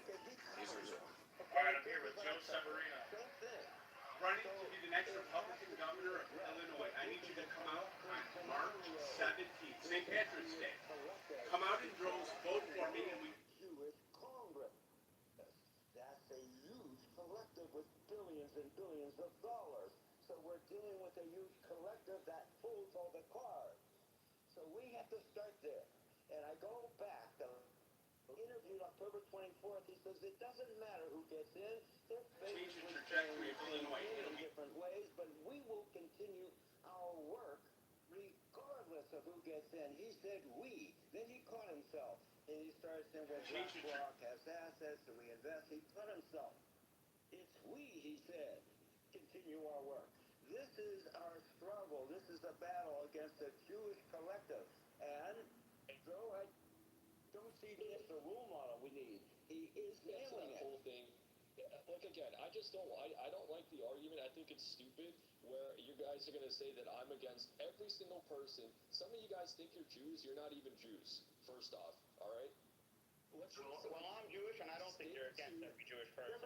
Get rid of them. I don't think you're against every Jewish person. You let me on here. I appreciate that you let me on here. I even haven't. Bring up some other people who.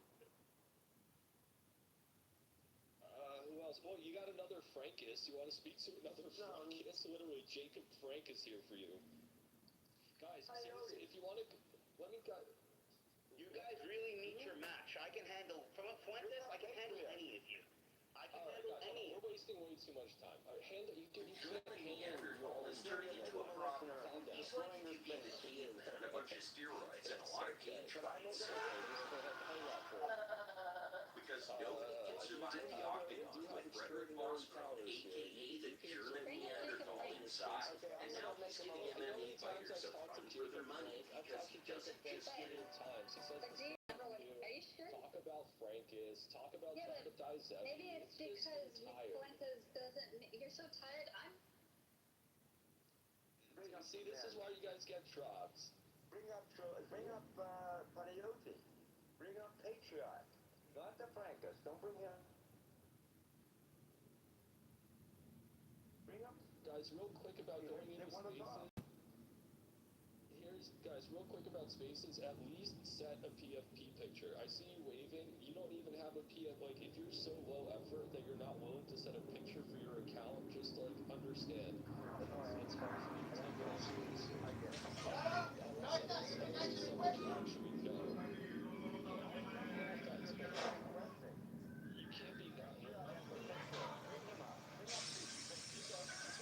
Yeah, I think we have a panel now.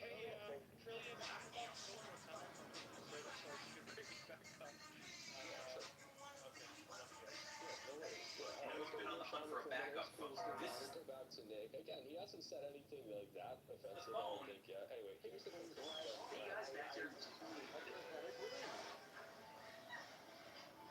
Israel and the lobby have something on him. He has zero unusual. He doesn't and can't run for re-election. Amy has very embarrassing material on him that he just absolutely does not want in the public domain. I mean, think about the Jeffrey Epstein files. Don't you find it quite remarkable the extent to which the Trump administration and before that the Biden administration went to allow these files out into the open? There has to be lots of material in there that's very damning to a lot of very important things. If there are pictures of Donald Trump doing something that would be unanswerable if the public saw it, wouldn't the Biden people have gotten that out during the election to help Kamala Harris? No, because there are probably pictures as well of Democrats who would be devastated or destroyed if the tapes of them were released as well. Again, you want to realize that the Biden administration had zero interest in letting the Epstein files out, and the Trump administration has followed suit. So would the donor class destroy Trump? He he's the best friend they've ever had in the White House. If Trump turned on Israel, they'd go to enormous lengths to destroy him. I find it hard to believe that you even ask that question. That's the way they operate. They're incredibly ruthless, and they believe that Israel's survival is at stake here. Right? It's very important to understand that certainly in the immediate aftermath of October 7th, but even running up to now, I think Israel's supporters outside of Israel and Israel itself is profoundly worried about Israel's future. I mean, its reputation has been destroyed. If you look at public opinion polls, New York Times has just done a big public opinion poll gauging where the American public is on Trajectory of Illinois. It'll be my conservative ranking numbers for the Israelis and for their supporters, and they'll go to great lengths to do whatever is necessary to protect Israel. So I think if Trump turns on Israel, they'll go after him, hammer and tongs. Let me answer that question just to get under your skin a little bit. This solved. That's your job.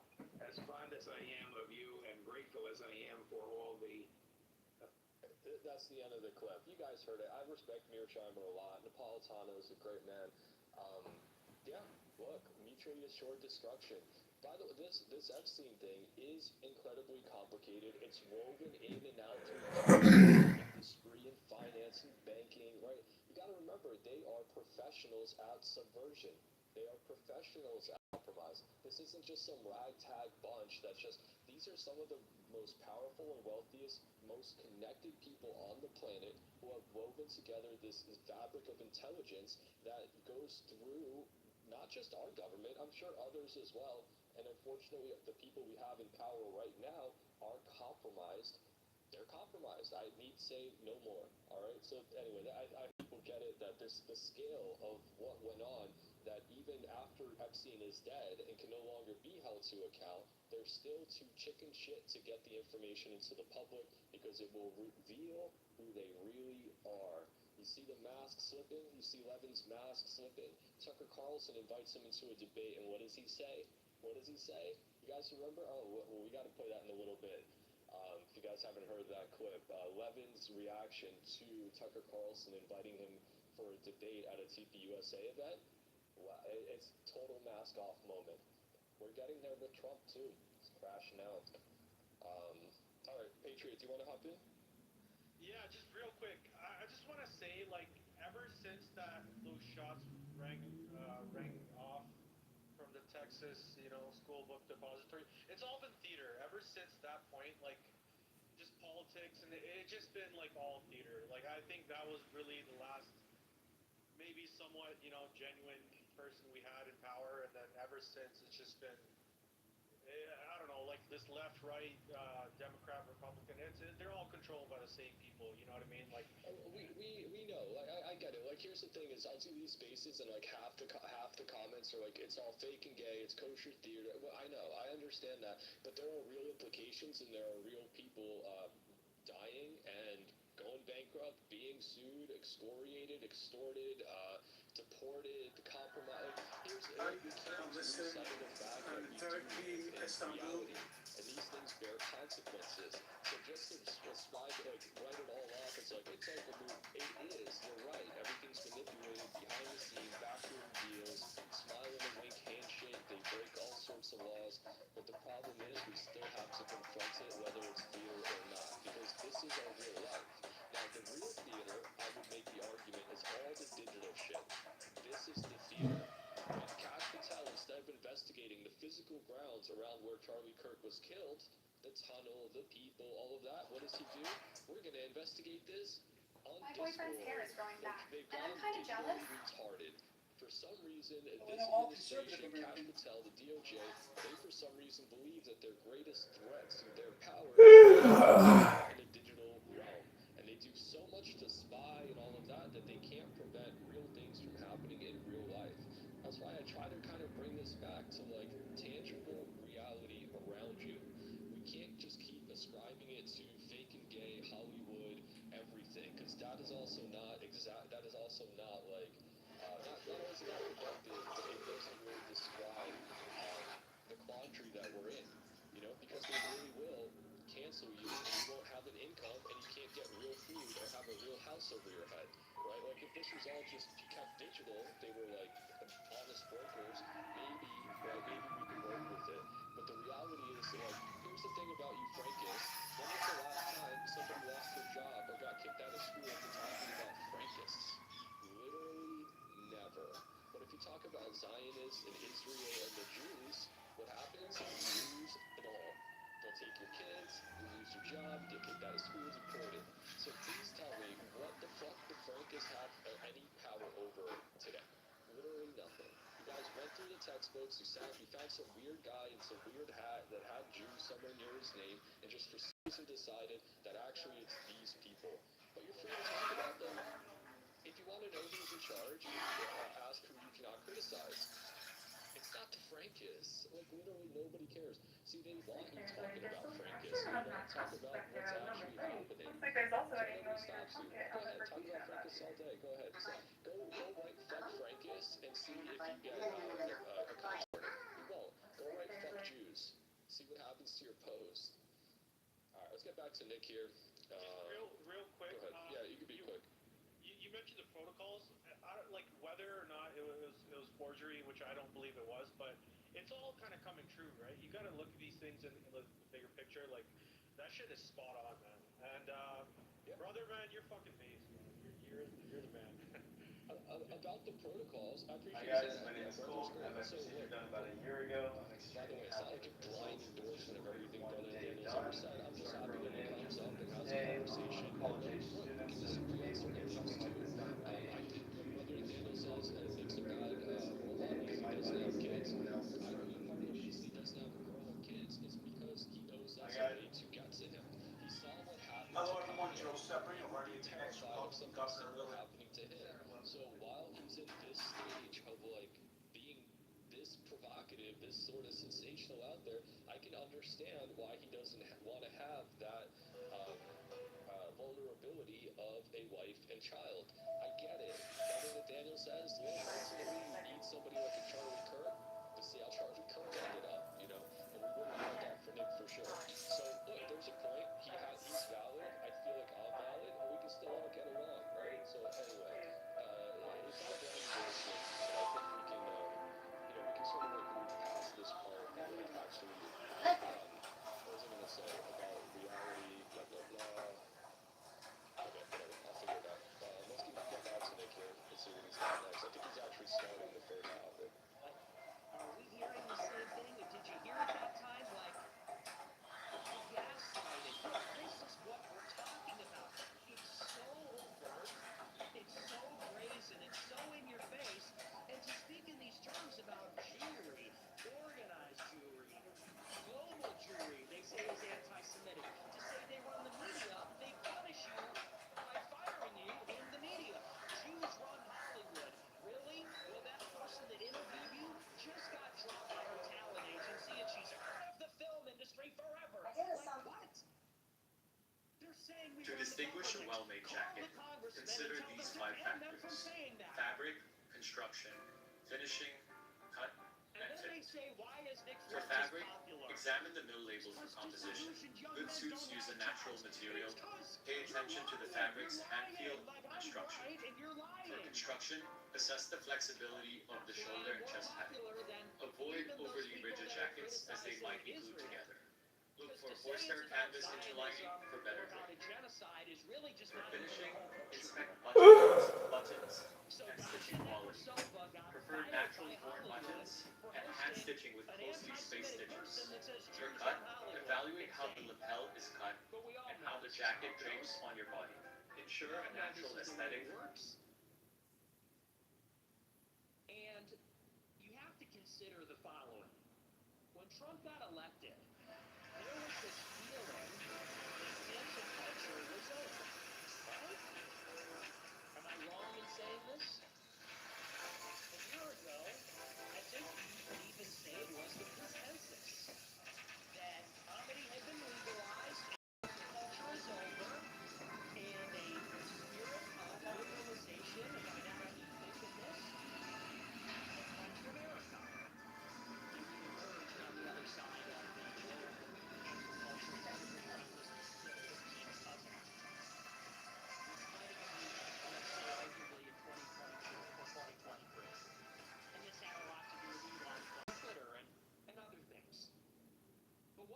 seen ever since then is that was really just not the story.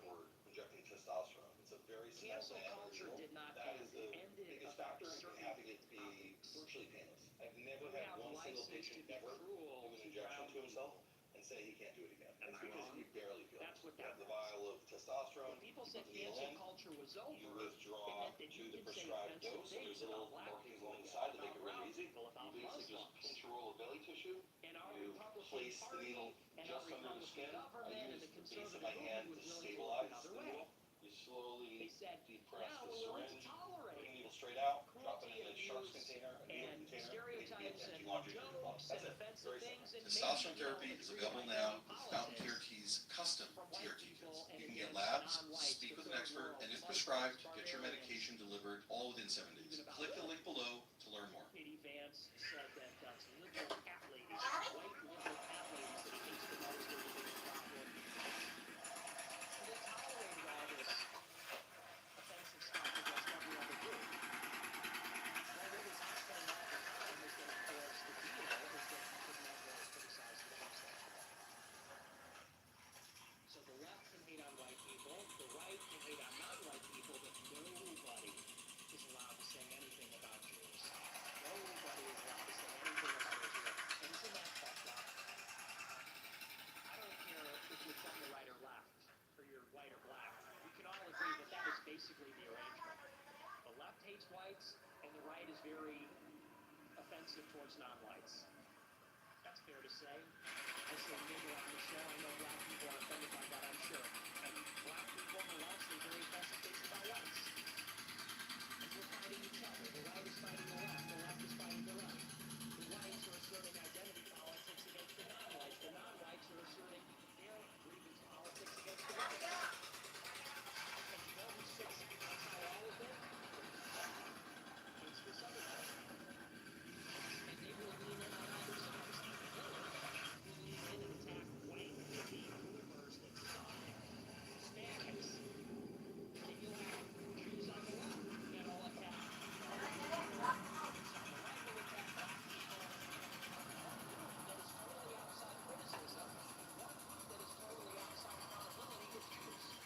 When you talk about the way they're organized, the way they behave, you're fired. You lose your job. And by the way, this is what Gabe was talking about a few years ago. He was talking about it this year. He said, if I make a song about killing black people, it goes triple platinum. If I make a song about being a gangbanger and killing black people, other black people, and abortion and violence, then I'm a triple platinum recording artist. I'm honored at the Grammys. I'm honored at the White House. I'm honored by Rolling Stone magazine and the New York Times. If I make a song called Heil Hitler, well, the rest is history. Isn't that interesting? And it goes the same way in the right wing. So let me ask you this. If I went live on my show on Monday, this coming Monday, and I said, fuck Islam. I said, these Muslims, Who said a custom suit needs to be? them. They're barbarians. They're third worlders. They like to live in open sewage and bomb crap. Do you think any conservative would disavow me? Any of them? Any Republican? Do you think I was known for saying that? Do you think I would have any trouble getting into CPAC or the New York Young Republican Club? Here's how I eat or well. the GOP? Of course not, because Laura Loomer has access to the White House, and she says stuff like that. Ben Shapiro has access to the Senate, and he says stuff like that. At home, have transplant after 12 days. Not to be a At home, have transplant after 93 shoe on the days. other foot. Here is It everything has to I be left did. I unsaid. ordered an Atlantis hair And I growth turn kit. around and say, Started half using the Judaism, microneedling device and those only Jews, once a send it day. back to Israel. Totally pain. The serum goes straight into the follicles where it stops THT and reactivates new hair growth. It works 300% more effective than all the other transplant. No magic, no side effects, only natural ingredients proven to reverse hair. Christians. And that's just the part that got left out. But now that we have this culture of liberalization, and political correctness is dead, and racial humor is back, everybody's engaging in it. Most suits feel like cardboard strips. This thing, it's basically athletic wear disguises. It's made of a premium You know that he's the next mayor of New York? Cancel culture never ended. Cancel culture was always about this. this, and I think people even underestimated that. You know, there were people last week that were saying, I'm being astroturfed. Remember this? They said, I'm being promoted. The New York Times can't stop talking about me. Where are those people now? Dasha lost her job because she talked to me. Tucker lost a sponsor because he talked about me. The New York Times just did a big 2-hour podcast with Ezra Klein. They don't invite me on to speak for myself. They invite some Jewish liberal from New York to tell my story. And the whole interview is about how I'm a neo-Nazi. And really? Behind you, why do you think single blade shaving is getting more and more popular? People are finding out it's just a better way to shave. Multi-blade razors lift and cut hair beneath the surface of the skin, which is what leads to irritation and ingrown hairs. If you think about what's driving these companies to make more money, they can charge a lot more for a 5-blade razor. Single blade razors, on the other hand, shave at the surface of your skin, which leads to a close, comfortable shave without ingrown. You get fired. You know, the Jews that have all the cards fire you from your movie. The Jews that have all the cards kick you out of your deal. They destroy the Heritage Foundation. They kick you out of Harvard or whatever. And the real reason, maybe this is begging and then answering the question. You want to know the real reason people follow me? Because I represent hope. Seriously. That sounds corny, but I am somebody that goes in hard. I have no pretense. There's no mask here. There's no quiet parts. I'm saying it loudly. I'm saying it directly. I'm saying it explicitly. And I've done it in spite of all the cancel culture. I weathered it. And that's why people respect me. That gives me credibility because people see the bullshit that I went through. They saw that I was lied about. They saw that I was unfairly canceled. They saw how I was treated in such a humiliating way. They see how I'm treated with disdain and contempt. I'm unperson. I'm treated like I'm not a human being. They see how much I've sacrificed. My personal life, my professional career, money, access to essential banking services. They see that, and they see that I'm still going. They see that I'm still pushing the message. I actually have skin in the game to say these things, the things that happen to be the truth. It's the truth. And it's the truth about power. That's the most important truth. Maybe a person say in politics. There's only 2 genders, but guess what? Transgenders don't run the fucking banks. And people can tell the truth that, you know, blacks commit all the crime. Well, blacks don't run the government, okay? And people can tell the truth about women or Hispanics or whatever. The Masons, okay, but all those people, they don't run the government. They don't run the media. They don't run the Trump administration and the GOP and all the rest of it. The Jews do. And that's why telling the truth about the Jews is very complicated.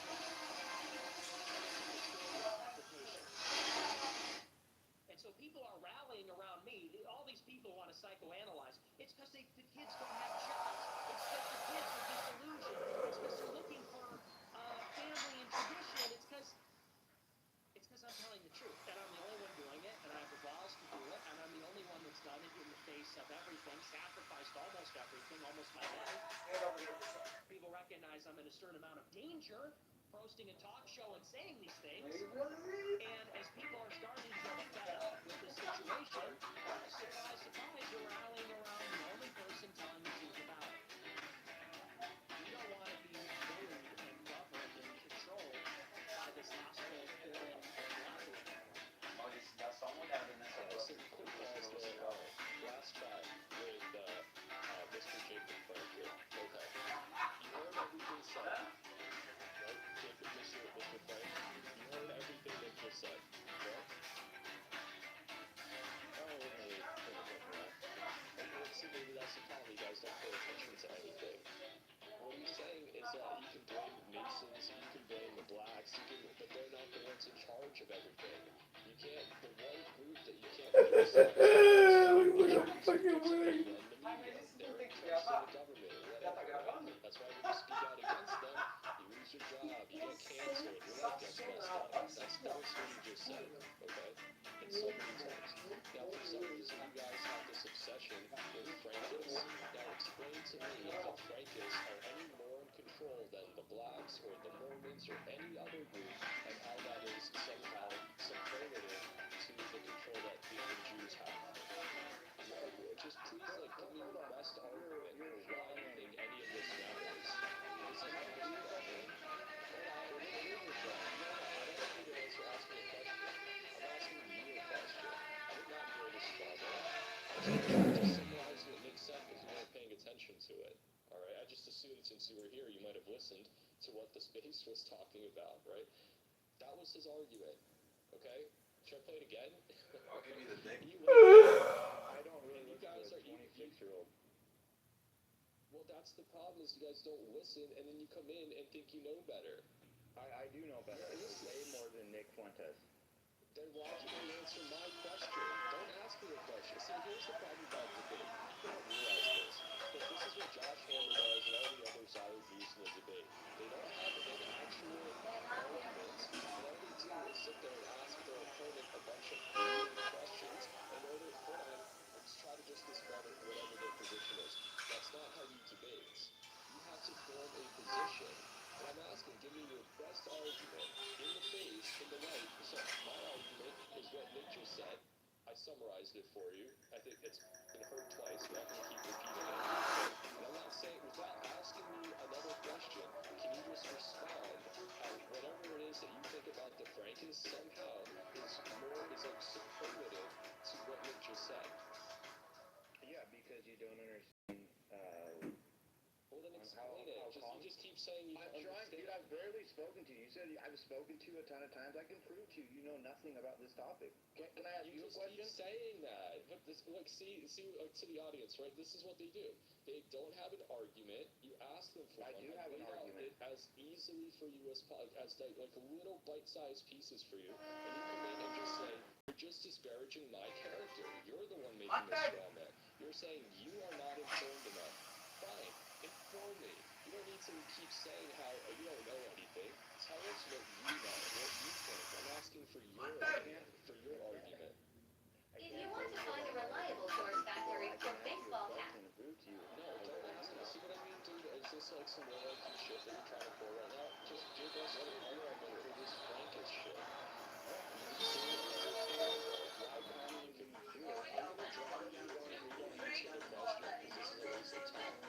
Tell me what I don't understand. How do you even know what I understand or don't understand? We don't know each other. Because of what you just said. You just said you know me. You know everything I have to say.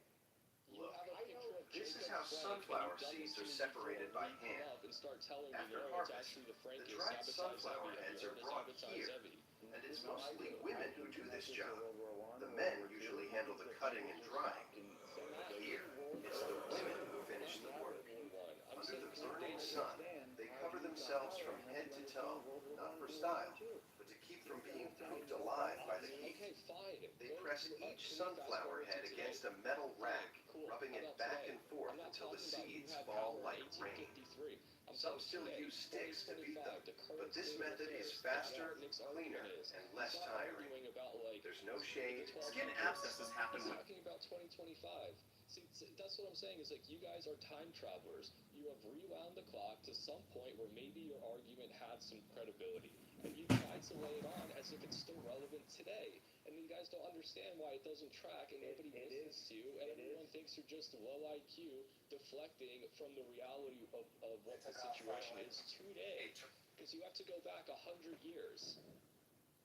No, I don't. Today they're calling everyone Nazis if you talk about Jews. Is that correct?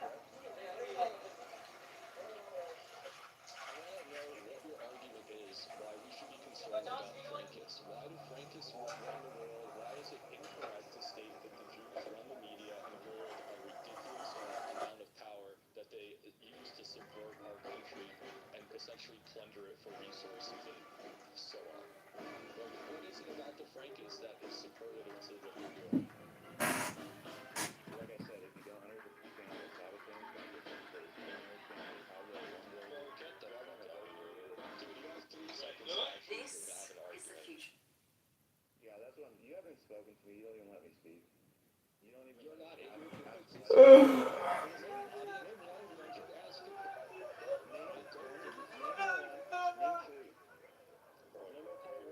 You're just a crazy person. You're just a crazy person, dude. I'm asking you about today. I'm not asking Paul Walker's I'm not so alive. glad I saw. I'm asking you about today, right now. The arguments that we're talking about is our country as it stands, not what it was 100 years ago. And the Frankists never had any real true power to begin with. Wrong. That's what I'm saying. You're wrong. You don't Okay, even fine. know. Whatever, dude. I'm not going back into Frankie, so history. what? I know. That's what I don't care about the history. That's what you're talking about. Bro, you're like, this is just low IQ bullshit.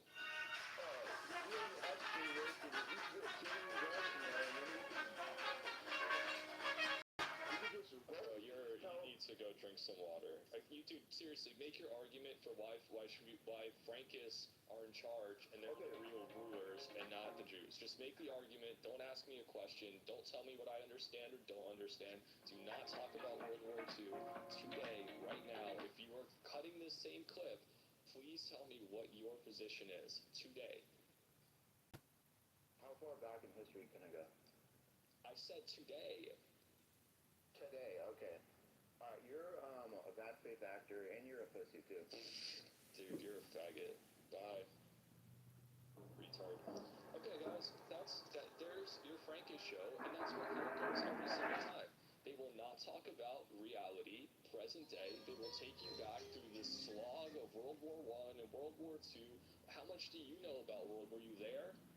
You don't know shit. You just tried to, like, you found something in a history book, you fast-forwarded it, tried to lay it over the top, and there's no evidence for what you're saying at all. The people who are in charge or in power, they're not Frankists. It just has nothing to do with anything. What that is exactly what you said, it's bad faith. Alright guys, we got here our blazers looking good on the mannequins. We got all of our dress shirts. That are actually in power, that don't want their authority, their supremacy challenged, this is exactly what they would want. They would want to cast a doubt or suspicions onto a different party. It's the left. It's Islam. It's this. It's that. It's the blacks. It's the Moors. It's the more anybody but what you're actually supposed to focus on. Earning money is hard. I didn't want to know. Thank you. It's not even a psyop, it's just too stupid. Anyways, I don't know what to interrupt.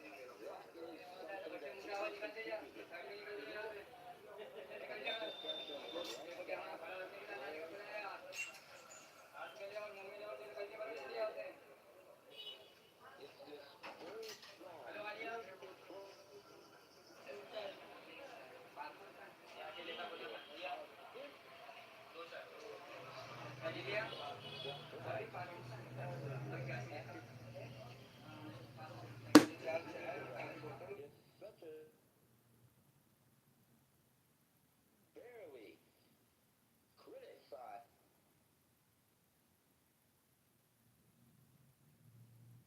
Afraid to speak out.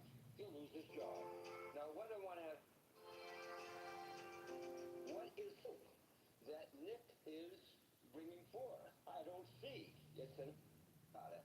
I try to give solutions, but what is Nick offering as solutions to this problem? Dan? Well, the Jewish problem. This machine is an SMT pick-and-place system. It grabs tiny electronic parts and sets them on a circuit board in seconds. Decades ago, workers had to place each piece by hand. That meant long hours, sore eyes, and calloused fingers from holding tweezers all day. Now, a robotic arm lines up every chip and resistor with perfect speed and accuracy. The board Ron Bohr, his streams would be like at most 10,000, 5,000, 10,000, something like that. The election comes up, it was like his biggest stream ever. It had 50,000 people. The Iran war, he got to like 70,000 or something like that. And then it was like 10,000, 12,000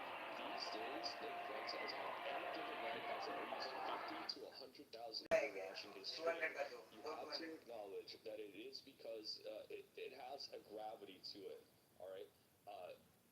I think he is like trying to move into what you're talking about. I avoided that. He does tell people to, get involved in politics, go to the good schools, or, become what he says is like elite human capital. Somebody who's actually useful, who knows how to do shit, who can run businesses, who can be a lawyer, who can get into these positions that we need so desperately to displace. Because that's the other part. You can complain about the job the Jews are doing, but if you don't know how to do it, what are you going to do about it? So from that regard, I would say he is saying the right things. Gotta recognize he is. I think he does have the solution, but it just be so inflammatory, so fucking nuclear that you know what I mean? He'd be behind bars in no time. I don't think that's his solution, though. I genuinely, I see where you're going with that, but I don't. If you listen to him, that's not what he's saying. And he says love everybody, right? He loves even the people who are our enemies. I don't think his solution is anything nuclear. I just want to be clear about that. I think he understands that we have to replace the people in power who keep us subservient to the Jewish interest, the Zionist interest, the Jew interest, the Zionist interest. I think that's what he's saying. It's going to be a process. I think to Brother Daniel's point is he's also correct because he's still generally a young man. All right, so the people who are if you are married, you have kids, you are in a different place. And Nick does not speak to that. I totally get the concern, all right? I understand what you're saying. He's not that type of role model for sure. But also, I'm not really looking for him to do that. What I think what he is actually doing is forcing people like Levin, he's flushing them out. That's the best way I can say it. He is flushing them out to reveal themselves. Would that make sense to you, Brother Nathaniel? It just succinctly. I would like to see Nick encourage all the Negroes to get. Since it's the white race that's going to topple Jewry, he gets that. He understands. And then just says, look, you got to make sure before you get married, you have to put in a contract that your wife is not going to fleece you if she tries to divorce you. You have to get that legal document. And if she's willing to do that, then you have a viable marriage to come up. Do that. Now, since you have the hotline to Nick, you can encourage him to do that. I did try to reach out to him. I did try to make peace with him, and he blew me away. Okay, but you could do it. And others who are with Nick, let him encourage others. He doesn't want to do it, fine. But let him encourage his million followers to do it. They got to get married. They got to have white kids. That is the core way to topple Jewry. We have to build a white Christian collective. There are other people, by the way, around him. I think Avril, I think is his name. So there are people that came up around Nick. He by the way, kind of disavowed him this past week, and that guy is saying exactly what you are saying. He started a white nationalist, it's like a co-op. It's like a white nationalist co-op with kids and family and being a good father and all of that. So what I'm saying is that there are these these satellites, these other influencers around the message that Nick is sort of spearheading that they do fill in that gap. I agree with you, and I think maybe it will come with age. Right? Again, he's relatively young. I don't think he wants to be. He doesn't want to put. I get where he's coming from, right? Because he is taking so many arrows on a daily basis. If it changes, right, and he's no longer a subject, people aren't going to his house to kill him. How do you have a girl, a wife and a kid in an environment where you're getting doxxed and people are, coming to your house to do that? It's a vulnerability, right? Once you have a kid, you have to be out. You can't just sit in your house, right? Maybe in 20 years he just runs for office, unless AI doesn't take over by then. All I'm saying is that if we expect him to be the Swiss Army knife of this entire thing, I think it's enough for him to have a strong enough message that jolts the entrenched Shapiros and all these guys to force them to be quiet, because now you listen to Nick. Before you could listen to Shapiro, and you're like, that sounds okay. But then you listen to Nick, you listen to Shapiro, and you're like, oh, I get it now, right? Like you see the difference, like that cognitive dissonance of what he is saying, because you have something to compare it to. So I'm saying, for me, that's enough of a good thing that Nick is doing. Now, are there going to be other voices that encourage what Brother Nathan? I hope so. I would like to see Nick, like, a little, like, support, kind of give his blessing to the people doing a good job in the movement as well. The issue is that everybody kind of sells each other out. That's the problem with it. Like, the Averall thing is basically like Nick said something off the cuff, and then the guy's like, well, what, did you mean this? It was something about, like, I don't know, like, Immigration, schools. I remember that. Oh, immigration, yeah. So why can't you be a colleague of Nick Fuentes, but you real name? It has to be like Nick Fuentes. That's his real name. You're from. I'll be. You're correct. Like, you're correct. Here's the thing: is that I'm an engineer. I have nothing to do with politics or, like, this is not my life. I make $0 doing this, and I have to actually be able to have a career. Like, like right now, I've done pretty good. I've been pretty lucky, and I have some of my own things going. The problem is that I cannot eat off of doing this at all. And so I get it. It's like, oh, you're a pussy. You're not down. I understand, but you also have to like mitigate your risks here, right? Okay, if it's not you, it's got to be somebody else that's white and Christian. You got to use your full real name and show your face, because that's what Ben Shapiro does. That's what Carl Levin does. It's their real name. Okay, so some good white Christians got to do the same thing, not just Nick. 100%. Real quick, on that crash out that he had with Arval, like, okay, so Arval DM'd him, and it was about birthright citizenship, something along those lines, right? And, like, he didn't have to fucking, like, completely dismiss him on his fucking live stream with hundreds of thousands of people. Like, he is kind of a little bit too arrogant for his own good, I feel like, at times, but I don't know, that's just me. You have to be that way. I'm telling you, social media is a battlefield. Yeah, no, I get it.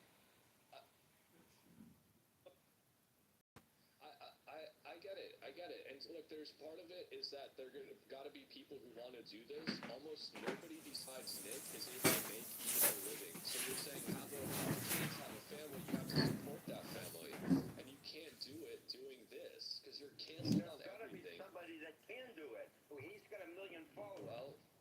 Well, that person might look like Stu Peters. It's not going to be Nick. There's not going to be somebody like Nick. Like, there are white, like Lucas Gage. Lucas Gage, This is a youth. Moving to the youth. It's got to be somebody 20s, mid-30s. Not Stu Peters. Great. It's not so. Listen, we got to work with what we've got for now. I'm saying the most important thing about Nick is that he's the tip of the spear in this one regard. And there will be people who come in now that they're not going to get excoriated and destroyed financially, maritally. Like, look at Kanye. Like, I know Kanye is not white, right? But the guy was the wealthiest black man on the planet. One of the wealthiest black men on the entire planet, Kanye West. Look at what they did to him. They made an example to say, look, you got your biggest, baddest, strongest, richest, and we destroyed him right in front of you, right? So, yeah, that's a chilling effect. And listen, I get it. If that turns out to be in the future, okay, right? Maybe that could be a pivot. But honestly, I'm surprised we got to like 1,000 followers. I don't have social media. I don't do any of this shit. I just come on spaces sometimes. And over the past, I would say, like, few months, really, like, when people started Going to bed, Bumblebee.